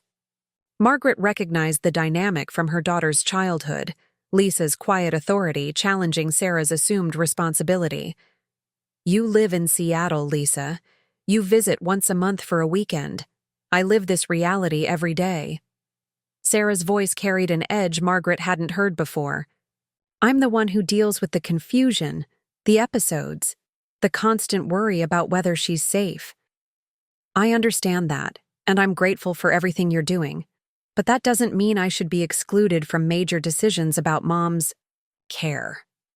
Margaret watched her daughters face off across her kitchen, arguing about her life as if she weren't sitting right there. The fog in her mind was lifting slightly, but she felt powerless to intervene in a conversation that was spiraling, beyond her control. What major decisions? Sarah's voice rose slightly. Everything I've done has been in consultation with her doctor and in her best interests. Like increasing her sleep medication without discussing it with the family. Margaret's heart jumped. How did Lisa know about that? Sarah's face flushed. Dr. Hoffman recommended that adjustment based on Mom's increased nighttime agitation. It was a medical decision. Based on your reports of symptoms, Lisa pressed. Did you discuss it with Mom first? Lisa, you don't understand how this works. Sometimes Mom isn't capable of making these decisions for herself. Sometimes the person with dementia isn't the best judge of what they need. The clinical language hit Margaret like a physical blow. The person with dementia. As if she weren't sitting right there, as if she'd become a condition rather than a person. I'm sitting right here, Margaret said quietly, but her voice was lost in the escalating argument between her daughters. That's a dangerous attitude, Sarah. Mom still has legal capacity to make her own medical decisions. For now. But that's changing, Lisa. Every month she gets a little more confused, a little more dependent. Someone has to plan for the future. What future? What kind of planning are you talking about? Sarah hesitated, and Margaret saw something flicker across her face, calculation perhaps, or fear of having revealed too much. The kind of planning you'd understand if you were here more than 12 days a year, Sarah snapped. The accusation hung in the air like a toxic cloud. Lisa's face went white, and Margaret saw years of guilt and resentment crystallize in her daughter's expression. You're right, Lisa said quietly. I haven't been here enough. But I'm here now, and I'm going to be more involved going forward. Lisa, don't make promises you can't keep. Don't make me responsible for your guilt. This isn't about guilt. This is about making sure Mom gets the care she deserves. The care she deserves? Sarah's voice cracked. I gave up my life to move back here. I sacrificed my career, my relationship, everything to take care of her. And you want to waltz in once a month and second-guess my decisions? Margaret watched her daughters destroy each other with words, each accusation true and painful and beside the point. Sarah had sacrificed enormously. Lisa had been absent when needed most. But neither of those facts addressed the central question. Were Margaret's suspicions about medication tampering justified? Stop, Margaret said, but her voice was too weak to cut through their argument. I'm not second-guessing anything, Lisa replied. I'm asking for transparency. You want transparency? Fine. Mom is declining faster than the doctors predicted. She's having more confusion, more paranoid episodes. Last week, she accused me of trying to poison her. Margaret felt the room spin around her, the casual way Sarah revealed that information, as if it were just another symptom to be managed rather than a serious accusation to be investigated. Stop, Margaret said again, louder this time. She's also been hiding things, Sarah continued, apparently not hearing Margaret's protests. Pills. In strange places. Photographs of her medications. Conversations with neighbors about her care. The paranoia is getting worse. Lisa looked at Margaret with new concern. Mom, is that true? Have you been having paranoid thoughts? Margaret felt everything collapse around her. The medication switches, the conversation with Detective Kowalski, the careful documentation of evidence. All of it could be dismissed as the paranoid delusions of a woman with dementia.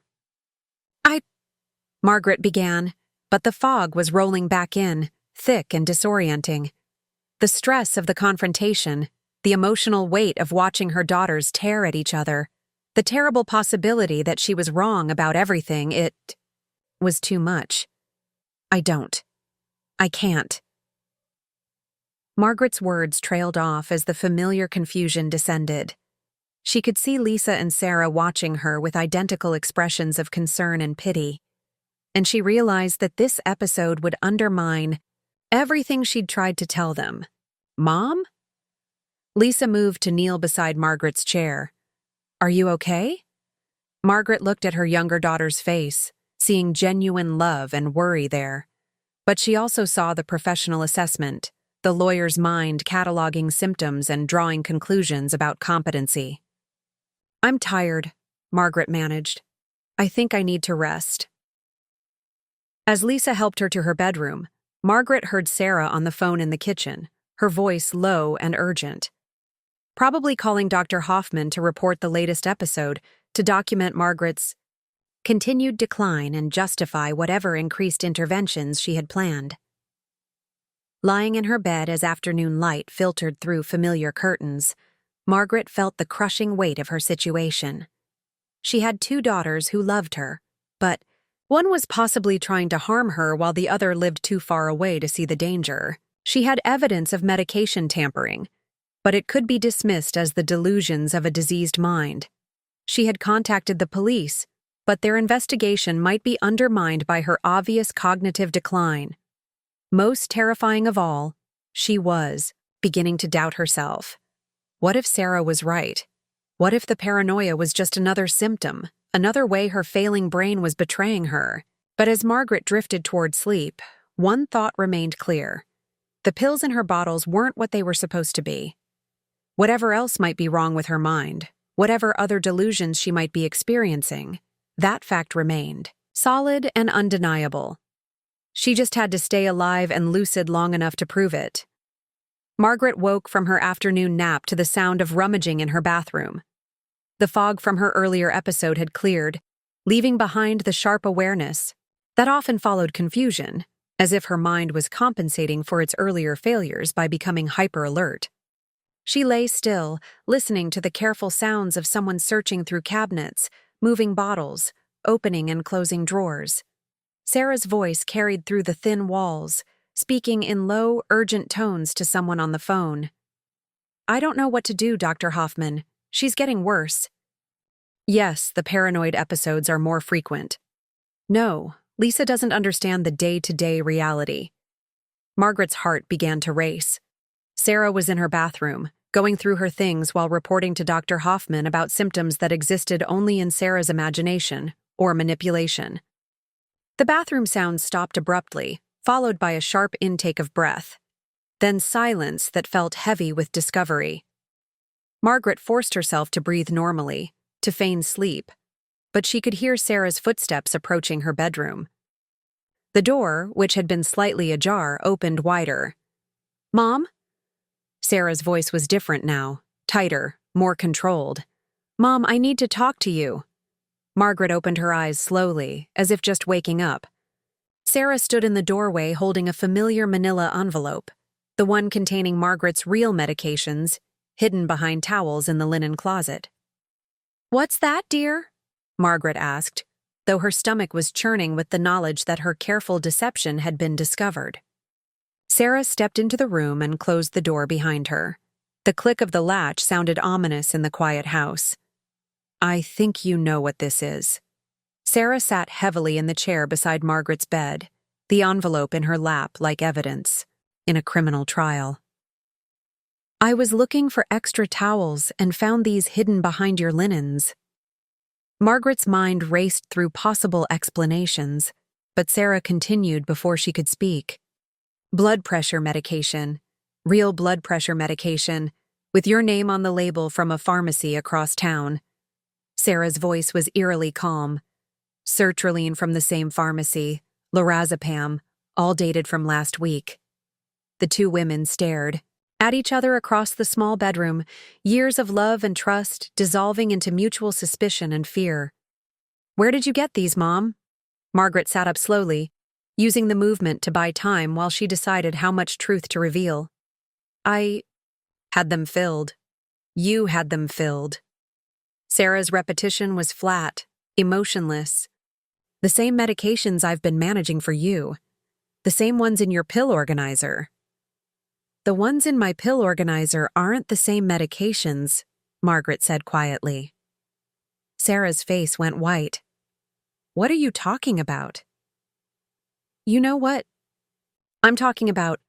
Margaret's voice gained strength as she spoke the truth she'd been carrying for weeks. You replaced my prescriptions with vitamins. B complex instead of blood pressure medication. Calcium instead of lorazepam. You've been giving me supplements while I've been getting sicker.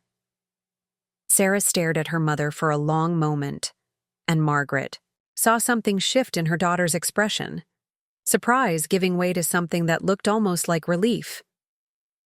You know, Sarah said softly, you've known all along. The admission hung between them like a confession. Margaret felt vindicated and terrified in equal measure. Why? Margaret asked. Why would you do that to me? Sarah's composure began to crack. Because you were getting worse, Mom. The real medications weren't helping. They were making you agitated, confused, more difficult to manage. The doctor kept increasing dosages, but you were just getting more unstable. So you decided to take matters into your own hands? I decided to protect you. Sarah's voice rose, then dropped to an urgent whisper. Do you know what those medications can do to someone your age? The interactions, the side effects? You were becoming someone I didn't recognize. Margaret studied her daughter's face, seeing genuine anguish alongside the defensive anger. Sarah, those medications were prescribed for specific conditions. My blood pressure, Your blood pressure is fine with the B vitamins and the I. Reduced stress from better sleep. Your mood is more stable without the antidepressants that were making you manic. You've been healthier these past few weeks than you've been in months. Margaret felt a moment of uncertainty. Had she been healthier? She'd attributed her improved clarity to taking the real medications. But what if Sarah was right? What if the vitamins and reduced pharmaceutical burden had actually helped? But you lied to Dr. Hoffman, Margaret said. You told him I was having episodes, getting more agitated. You asked him to increase dosages of medications you knew I wasn't taking. Sarah's face crumpled. I had to maintain the appearance that you were taking them. If Dr. Hoffman knew I'd stopped giving you the prescribed medications, he would have. There would have been consequences. Legal consequences. For you or for me. For both of us. Sarah's voice was barely audible. Mom, do you know what happens when elderly patients stop taking psychiatric medications suddenly? When their care providers make unauthorized changes to prescribed treatments? Margaret felt the first stirring of understanding. Sarah hadn't just been protecting her from medications. She'd been protecting them both from the legal and medical consequences of what amounted to unauthorized medical experimentation. But the insurance papers, Margaret pressed. Your financial troubles, the life insurance policies. Sarah's head snapped up. What insurance papers? I saw them, Sarah. The foreclosure notices, the missed payments. I know you're in serious financial trouble. Sarah was quiet for so long that Margaret began to worry she'd pushed too hard. When her daughter finally spoke, her voice was raw with exhaustion. Yes, I'm in financial trouble. Yes, losing the house is a real possibility. And yes, your life insurance policy would solve those problems. Sarah looked directly at Margaret. But that's not why I changed your medications. Then why? Because I was watching those medications turn you into someone else. Someone angry, confused, paranoid, aggressive, because I was afraid they were killing you faster than the dementia ever could. Sarah's voice broke. Because I love you too much to watch you disappear into a pharmaceutical fog when the real you is still fighting to stay present. Margaret felt tears prick at her eyes. The explanation was both terrible and beautiful. A daughter so desperate to preserve her mother's essence that she'd risked everything to save her from what she saw as medical harm. But Sarah, you can't make those decisions unilaterally. My body, my mind, my choices. What choices, Mom? Sarah's anguish was raw now, unfiltered. When you can't remember conversations we had an hour ago? When you accuse me of trying to poison you? When you hide things and take photographs and call the police because you think I'm trying to kill you? Margaret's heart stopped. You know about Detective Kowalski? Sarah's expression turned bitter. He called today wanting to schedule interviews about suspected elder abuse. So yes, I know you reported me to the police. The confrontation Margaret had been dreading was finally here, all pretense stripped away. Both women had been deceiving each other. Both had been making decisions based on love and fear and desperation. I was afraid, Margaret said simply. So was I, Sarah replied. They might have continued their painful honesty if not for the sound of the front door opening, followed by Tommy's voice calling through the house. Grandma? Mom? Aunt Lisa said you wanted me to come over? Sarah and Margaret looked at each other with shared panic. Tommy was the last person who should witness this confrontation, but his footsteps were already approaching Margaret's bedroom. In here, sweetheart, Margaret called, trying to inject normalcy into her voice. Tommy appeared in the doorway, taking in the scene with the quick assessment Margaret had come to associate with him. His mother sitting rigidly in a chair, his grandmother propped up in bed, an envelope of pills scattered between them like evidence of some terrible crime. Is everything okay? He asked, though his tone suggested he already knew it wasn't. Margaret and Sarah looked at each other, both realizing simultaneously that their grandson had become the unwitting witness to their mutual betrayal. Tommy, Sarah began, but her voice failed her. What's wrong? Tommy stepped fully into the room, his young face showing concern that was older than his 16 years. Why does everyone look like someone died? The innocent question hit both women like a physical blow. In many ways, someone had died. The trust between them, the assumption of shared goals, the comfortable fiction that love was always enough to navigate impossible situations. Sit down, sweetheart, Margaret said gently. Your mother and I need to tell you something. As Tommy settled on the edge of Margaret's bed, his presence seemed to shift the entire dynamic in the room. He was no longer just Margaret's grandson or Sarah's son. He was the moral center around which their conflict would have to be resolved. Grandma's been having concerns about her medical care, Sarah began carefully. And your mother has been making changes to my medications without telling me, Margaret added. Tommy looked between the two women, processing information with the clarity that sometimes came from being outside the emotional storm.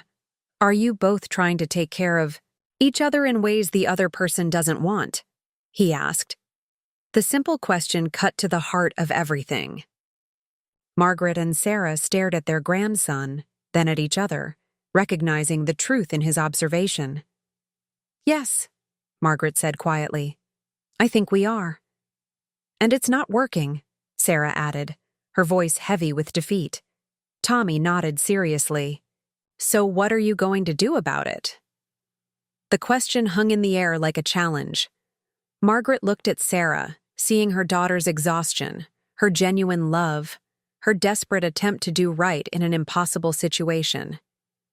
Sarah looked back at Margaret, seeing her mother's fear, her need for autonomy, her fight to remain herself in the face of a disease that threatened to erase her identity. I don't know, Margaret admitted. Neither do I, Sarah said. Tommy stood up, suddenly looking older than his 16 years. Then maybe you need help, real help, from people who know how to handle this stuff. As Margaret watched her grandson leave the room with quiet dignity, she realized he was right.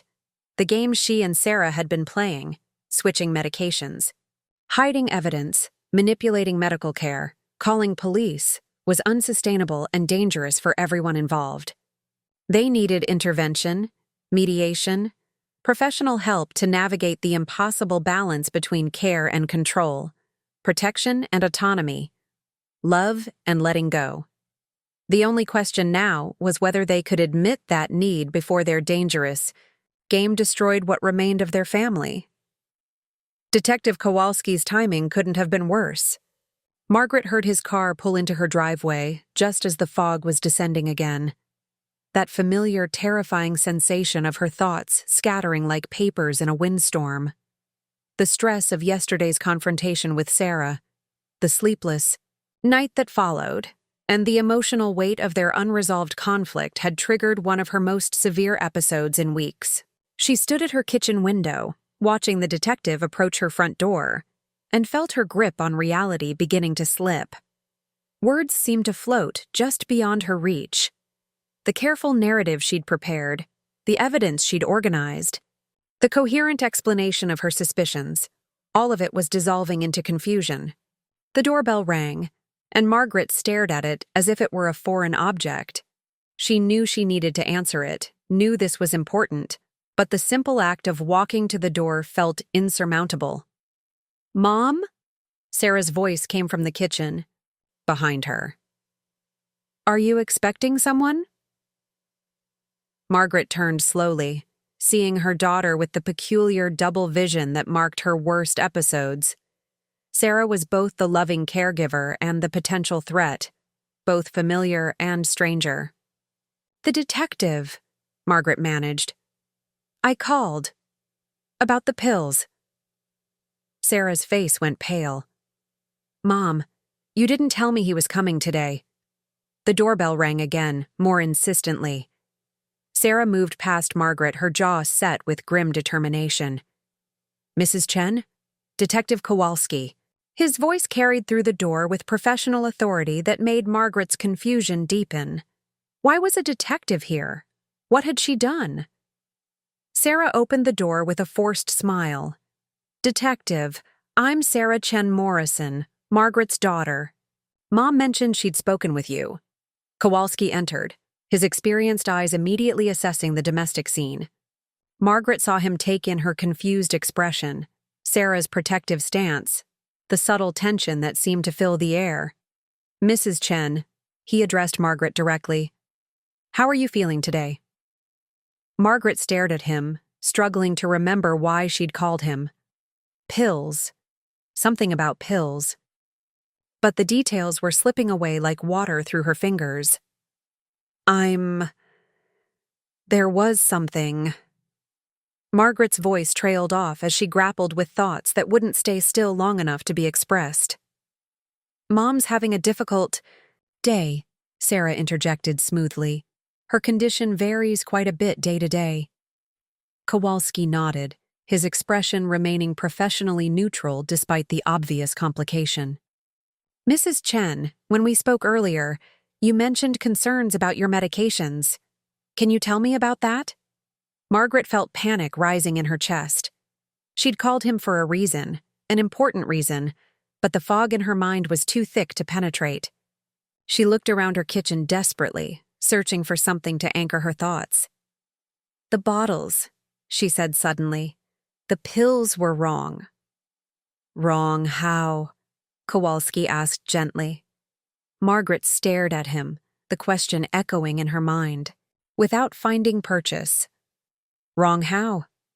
She knew they were wrong, but explaining why felt impossible in her current state. "Detective," Sarah said quietly, "perhaps I should provide some context. Mom has been experiencing increasing paranoid ideation as part of her dementia progression. She's become convinced that people are tampering with her medications." Kowalski made notes, his expression giving nothing away. "And you manage her. Medications?" "I help organize them, yes. Her doctor recommended family involvement to ensure medication compliance." Margaret wanted to protest, to explain that Sarah was twisting the truth, but the words wouldn't form coherently. She could see Kowalski evaluating her obvious confusion, weighing her credibility against Sarah's composed explanation. "I'd like to see the medications in question," Kowalski said. Sarah hesitated for just a moment, so briefly that someone less observant might have missed it. Of course. Mom, where are your pill bottles? Margaret pointed vaguely toward the counter, her hand shaking. The simple question felt like a test she was failing. As Kowalski examined the pill organizer, Margaret heard a car door slam outside. Through the window, she saw Elena approaching the house with determined strides. Expecting anyone else? Kowalski asked. That's Elena, Margaret said, the name coming clearly despite her confusion. She knows about the pills. Elena entered, without knocking, taking in the scene with sharp eyes. Margaret, are you all right? You look pale. Elena Vasquez, Sarah said coolly. I should have mentioned that Mom has been involving neighbors in her concerns. Mrs. Vasquez, Kowalski addressed Elena directly. Mrs. Chen mentioned you have pharmaceutical experience? 15. Years as a pharmacy technician, Elena replied crisply. And I can confirm that Margaret's medications have been systematically replaced with over-the-counter supplements. Sarah's composed facade cracked slightly. Elena, you're not qualified to make those assessments. I'm qualified to identify pills, Sarah. Just like I was qualified to work in Margaret's pharmacy for all those years. Elena moved to stand beside Margaret, her presence solid and reassuring. Margaret felt some of the fog lift with Elena's arrival. Her friend's professional confidence seemed to anchor her thoughts, providing stability in the chaos of her confusion. Elena saw the pills, Margaret said, her voice gaining strength. She confirmed they were vitamins. Kowalski looked between the three women, clearly recognizing the complexity of competing narratives. Mrs. Vasquez, do you have documentation of your findings? Elena produced a folder from her purse. Photographs, analysis notes, and contact. Information for the pharmacy where Margaret obtained replacement medications. Sarah's face flushed. This is exactly what I mean about the paranoid behavior.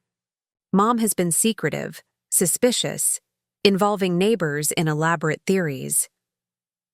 Mom? Tommy's voice interrupted from the doorway. He stood there with his backpack slung over one shoulder, having apparently arrived from school to find his family home filled with tension and strangers. Tommy, Sarah said quickly, this isn't a good time. But Kowalski turned to the teenager with interest. You're Mrs. Chen's grandson? Tommy nodded, glancing around the room with the perceptive awareness that had become characteristic of him. Is everything okay? Son, I'm investigating some concerns your grandmother raised about her medical care. Have you noticed anything unusual about her medications or her behavior lately? Tommy looked at his grandmother, seeing her confusion and distress, then at his mother, whose face had gone rigid with apprehension. Grandma's been different lately, Tommy said carefully. Sometimes she seems really clear and sharp, like her old self. Other times she's confused. But the confused times seem to happen more when she's stressed or upset. Margaret felt tears prick at her eyes. Tommy's honest observation cut through the competing narratives with simple truth. And the medications? Kowalski pressed. Tommy glanced at his mother, then back at the detective. Mom's been really focused on making sure Grandma takes her pills, but sometimes Grandma seems more alert when she hasn't taken them recently. The observation hung in the air like an accusation. Sarah's face went white, and Margaret saw her daughter realize that her own son had been observing the same patterns that had raised Margaret's suspicions. Kowalski's phone buzzed, and he answered with a curt, Kowalski. Margaret couldn't hear the other side of the conversation, but she saw his expression grow more serious. Dr. Hoffman, he said when he hung up. He's concerned about Mrs. Chen's recent behavior and wants to discuss her case. He's particularly worried about paranoid ideation and the impact on her care. Margaret felt the room spin around her. Her own doctor was going to confirm Sarah's version of events, was going to dismiss her concerns as symptoms of mental illness. Detective, Elena said firmly, before you speak with Dr. Hoffman, I need you to understand something. Margaret called me 3 weeks ago with specific detailed concerns about medication discrepancies. Her observations were accurate, and her reasoning was sound. Whatever's happening to her right now, her original suspicions were legitimate. Kowalski studied Elena's earnest face, then looked at Margaret, who was struggling to remain present in the conversation. "Mrs. Chen," he said gently, "I need to ask you directly. Do you still believe someone has been tampering with your medications?" Margaret forced herself to focus on his face, to push through the fog long enough to give the answer that might save her life. "Yes," she said clearly. "I know how that sounds given my condition. But yes, I believe my medications have been switched, and I believe I'm in danger." The simple statement, delivered with as much clarity as she could muster, seemed to shift something in Kowalski's assessment. He made more notes, then looked around the room at the assembled family and witnesses. "I'm going to need to conduct individual interviews with each of you," he said, "and I'll need to have the medications independently analyzed." As he spoke, Margaret felt both relief and terror.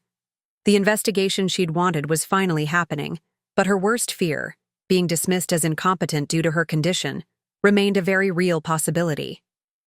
The unraveling had begun, but she wasn't sure if it would reveal the truth or destroy what remained of her family. Lisa's rental car pulled into Margaret's driveway at precisely 9 o'clock Monday morning, followed closely by a white sedan that Margaret didn't recognize.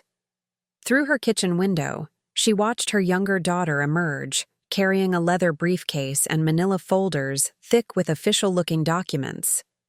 The woman from the second car appeared to be a professional of some sort, middle-aged, wearing a conservative suit and carrying what looked like medical equipment.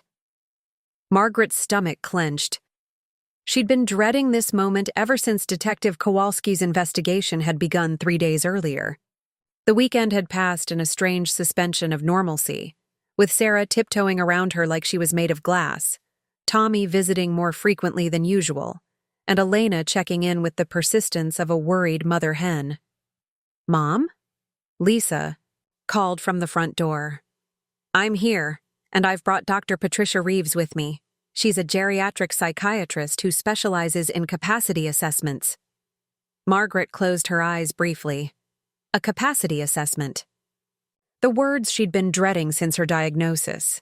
The formal evaluation that could determine whether she was still competent to make her own decisions. "In the kitchen," Margaret replied, proud that her voice remained steady.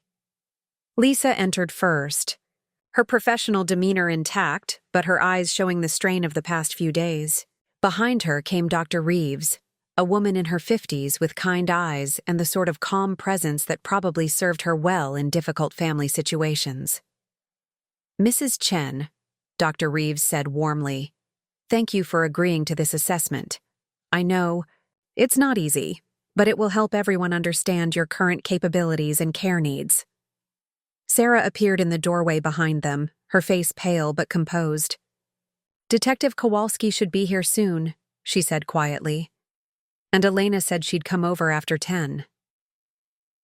Margaret looked around at the assembly of professionals and family members preparing to dissect her life and mind, and felt a moment of crushing loneliness. When had she become someone whose basic competency required expert evaluation?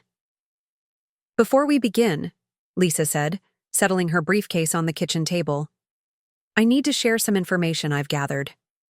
She looked directly at Sarah. "About the financial situation that may have influenced recent caregiving decisions." Sarah's face flushed. "Lisa, this isn't the time." "Actually, it is exactly the time."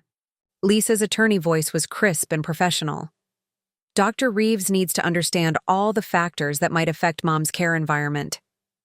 Lisa opened her briefcase and spread documents across the table with systematic precision.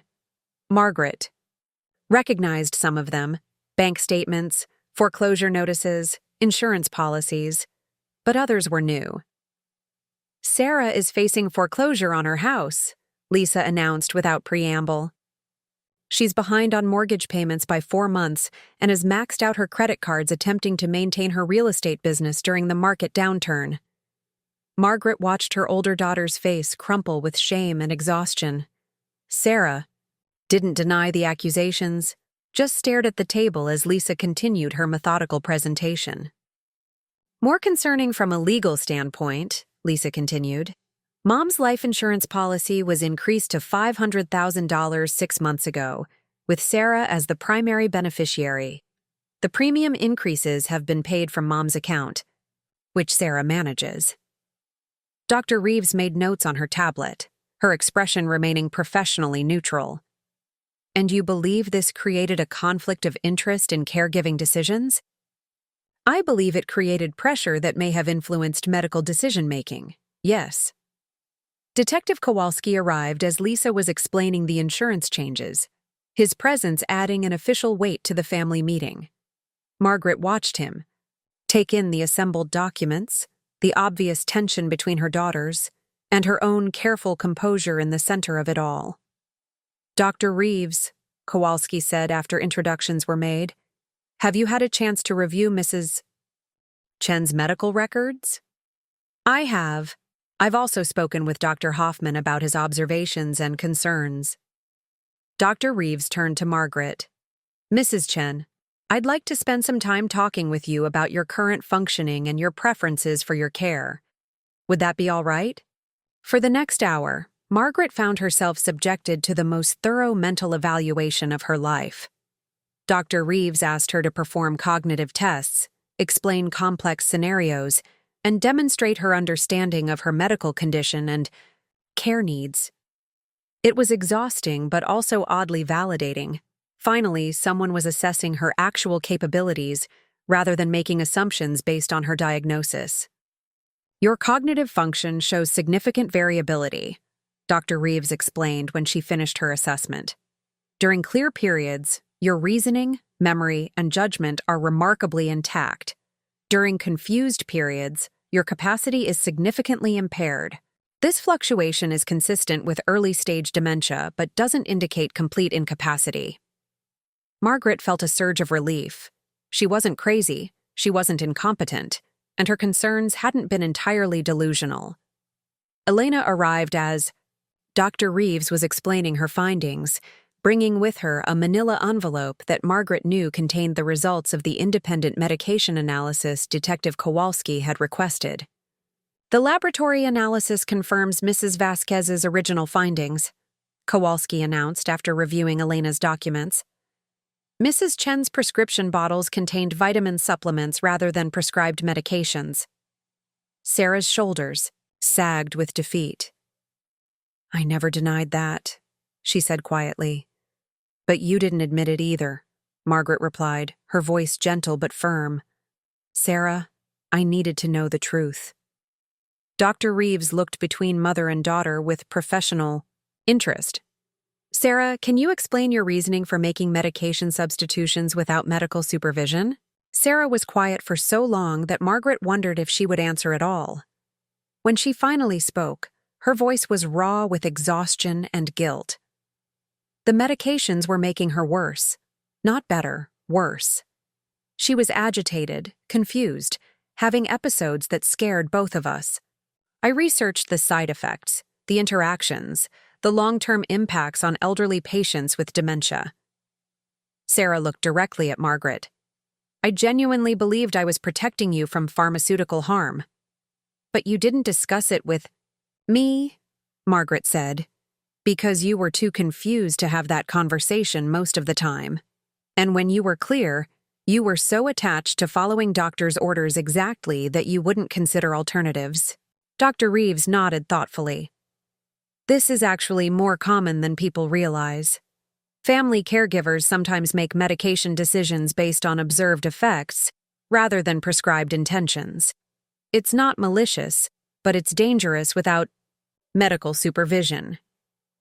Detective Kowalski cleared his throat. Based on my investigation, I don't believe this situation constitutes criminal elder abuse. The medication substitutions appear to have been motivated by caregiving concerns rather than malicious intent. However, The lack of transparency and the potential financial conflicts of interest are serious concerns. Margaret felt simultaneously vindicated and heartbroken. Her suspicions had been justified, but Sarah's motivations had been complex rather than simply predatory. What happens now? Tommy's voice came from the doorway. Margaret hadn't heard him arrive, but there he stood with his backpack still slung over his shoulder, looking older than his 16 years. Lisa gestured for him to join them at the table. "That's what we're here to figure out." Dr. Reeves addressed the room with professional authority. Mrs. Chen retains significant decision-making capacity during her lucid periods. However, she also needs support and oversight during confused periods. The current caregiving arrangement isn't sustainable or safe for anyone involved. "What are you recommending?" Margaret asked.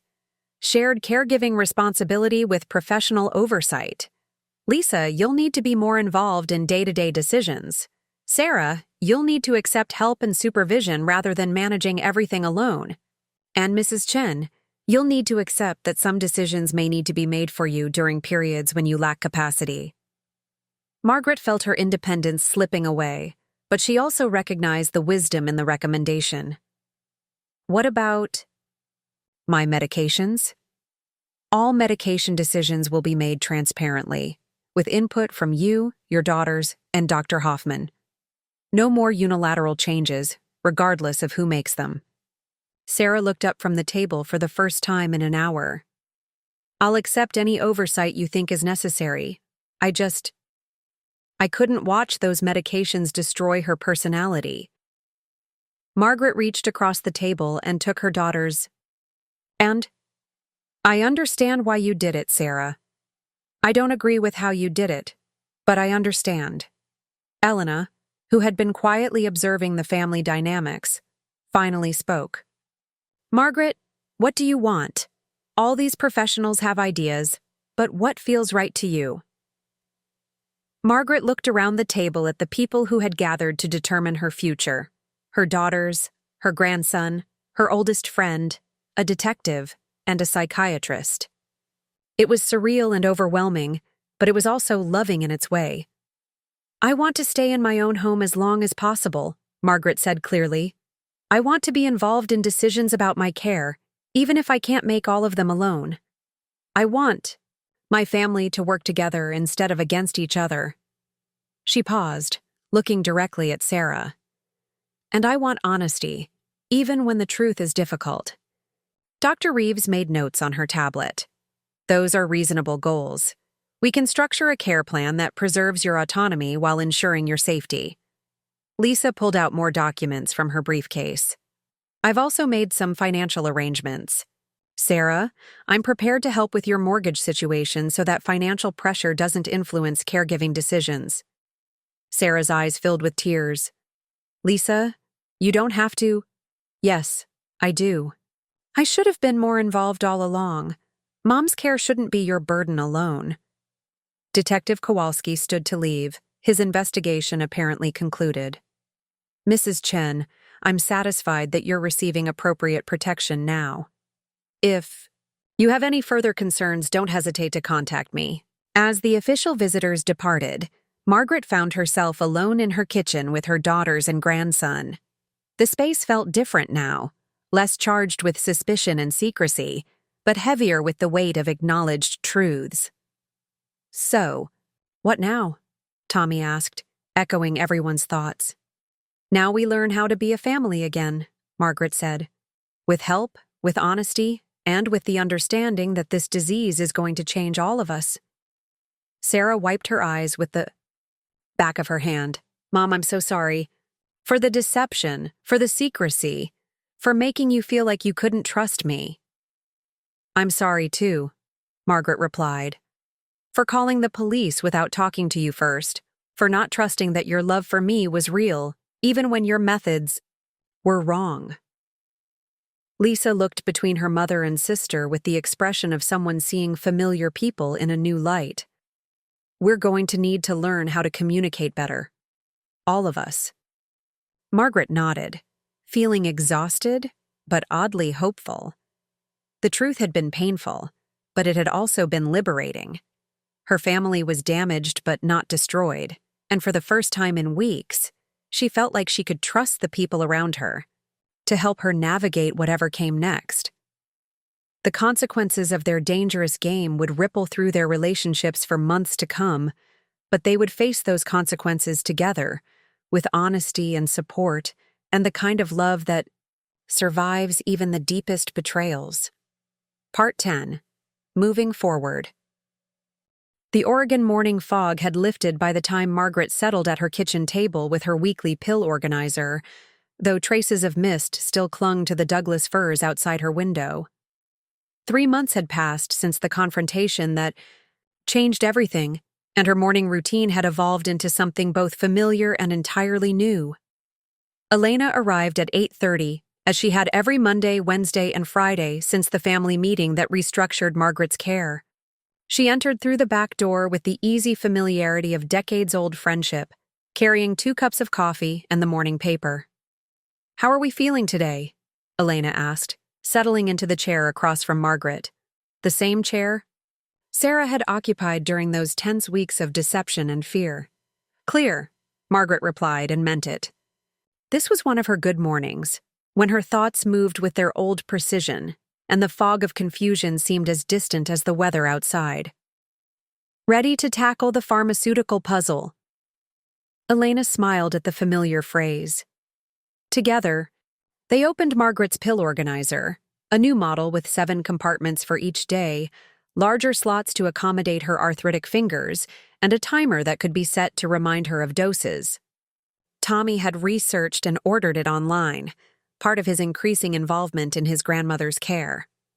Margaret still took the same medications Dr. Hoffman had originally prescribed, but now every pill was accounted for, verified, and discussed. Elena checked each one against the master list they kept in Margaret's kitchen drawer, while Margaret identified each medication by site and function, a routine that served both as safety measure and cognitive exercise. "Blood pressure," Margaret said, holding up a small white tablet. "Lisinopril 10 milligrams, to keep my heart from working too hard."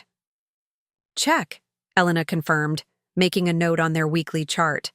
"Sertraline for mood stability, though I think the family peace has done more for my mood than any medication."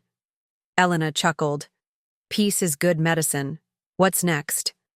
They worked through the routine methodically, the done puzzle that might slow her cognitive decline, the vitamin D her doctor had actually prescribed to replace Sarah's unauthorized substitute, the low-dose aspirin for cardiovascular protection. Each pill was discussed, verified, and placed in its proper compartment. The process took longer than it had 3 months ago, but Margaret found comfort in the deliberate pace. Rushing led to mistakes, and mistakes with medications had consequences. She understood better than most people. Sarah arrived at 9 o'clock, her punctuality unchanged, but her demeanor transformed. She moved with less urgency now, less of the frantic control that had characterized those difficult weeks. Lisa's financial help had stabilized her mortgage situation, and the shared caregiving responsibilities had lifted some of the crushing weight she'd been carrying alone. "Morning, Mom." Elena. Sarah set her purse on the counter, away from the medications now, a small change that spoke to rebuilt trust. "How's the pharmaceutical inventory going?" "All accounted for," Margaret replied. "Elena's keeping me honest." Sarah's smile carried only a shadow of the guilt that had consumed her in the immediate aftermath of their confrontation. Dr. Reeves had helped her understand that her actions, while misguided, had stemmed from genuine love and overwhelming stress rather than malicious intent. The understanding hadn't erased the guilt entirely, but it had made forgiveness possible. "Lisa called this morning," Sarah said, pouring herself coffee from the pot Elena had made.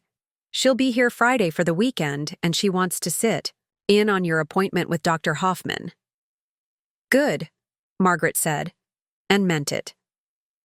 Lisa's increased involvement had been one of the most positive changes to emerge from their crisis. Her younger daughter's legal training and emotional distance from day-to-day caregiving provided valuable perspective on medical decisions. Tommy arrived as they were finishing with the pill organization, skateboard under one arm and laptop bag, slung over his shoulder. At 16, he'd become the family's unofficial technology coordinator, setting up systems to help Margaret maintain independence while ensuring safety. "Hey, Grandma, how's the memory palace today?" He'd taken to using that phrase, memory palace, after reading about cognitive techniques online. It was his way of asking about her mental clarity without making her feel like a patient. "Well furnished and organized," Margaret replied with a smile. "What's on the tech agenda today?"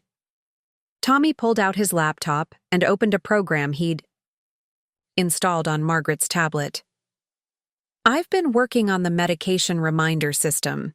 It's synced with your phone now, so if you miss a dose, it'll text both Mom and Aunt Lisa." Margaret examined the interface he'd created. Simple, large buttons, with pictures of each pill alongside their names and times. It was sophisticated technology made accessible, a bridge between her need for independence and her family's need for peace of mind. "This is impressive, sweetheart. You've been working hard on this." Tommy's face lit up with pride. "I've been learning about assistive technology in my computer science class. There's a lot of cool stuff being developed for people with memory issues." The casual way he mentioned her condition, no euphemisms, no tiptoeing around the reality of her diagnosis, reflected another positive change in their family dynamics. They'd learned to discuss her dementia openly, acknowledging its impact without letting it define every interaction. Elena began packing up her things, preparing to leave for her own morning routine. "Same time Wednesday?" she asked Margaret. "Wouldn't miss it." "Elena." Margaret paused, searching for words to express gratitude that went deeper than routine. "Thanks. Thank you for believing me. When I wasn't sure I could trust my own perceptions, you trusted them for me." Elena's eyes softened. 40 years of friendship earns that kind of trust. Besides, pharmacists stick together. After Elena left, Margaret found herself alone with Sarah and Tommy, 3 generations of her family navigating the complexity of aging, caregiving, and love. The kitchen felt peaceful in a way it hadn't for months, free from the undercurrent of suspicion and secrecy that had poisoned.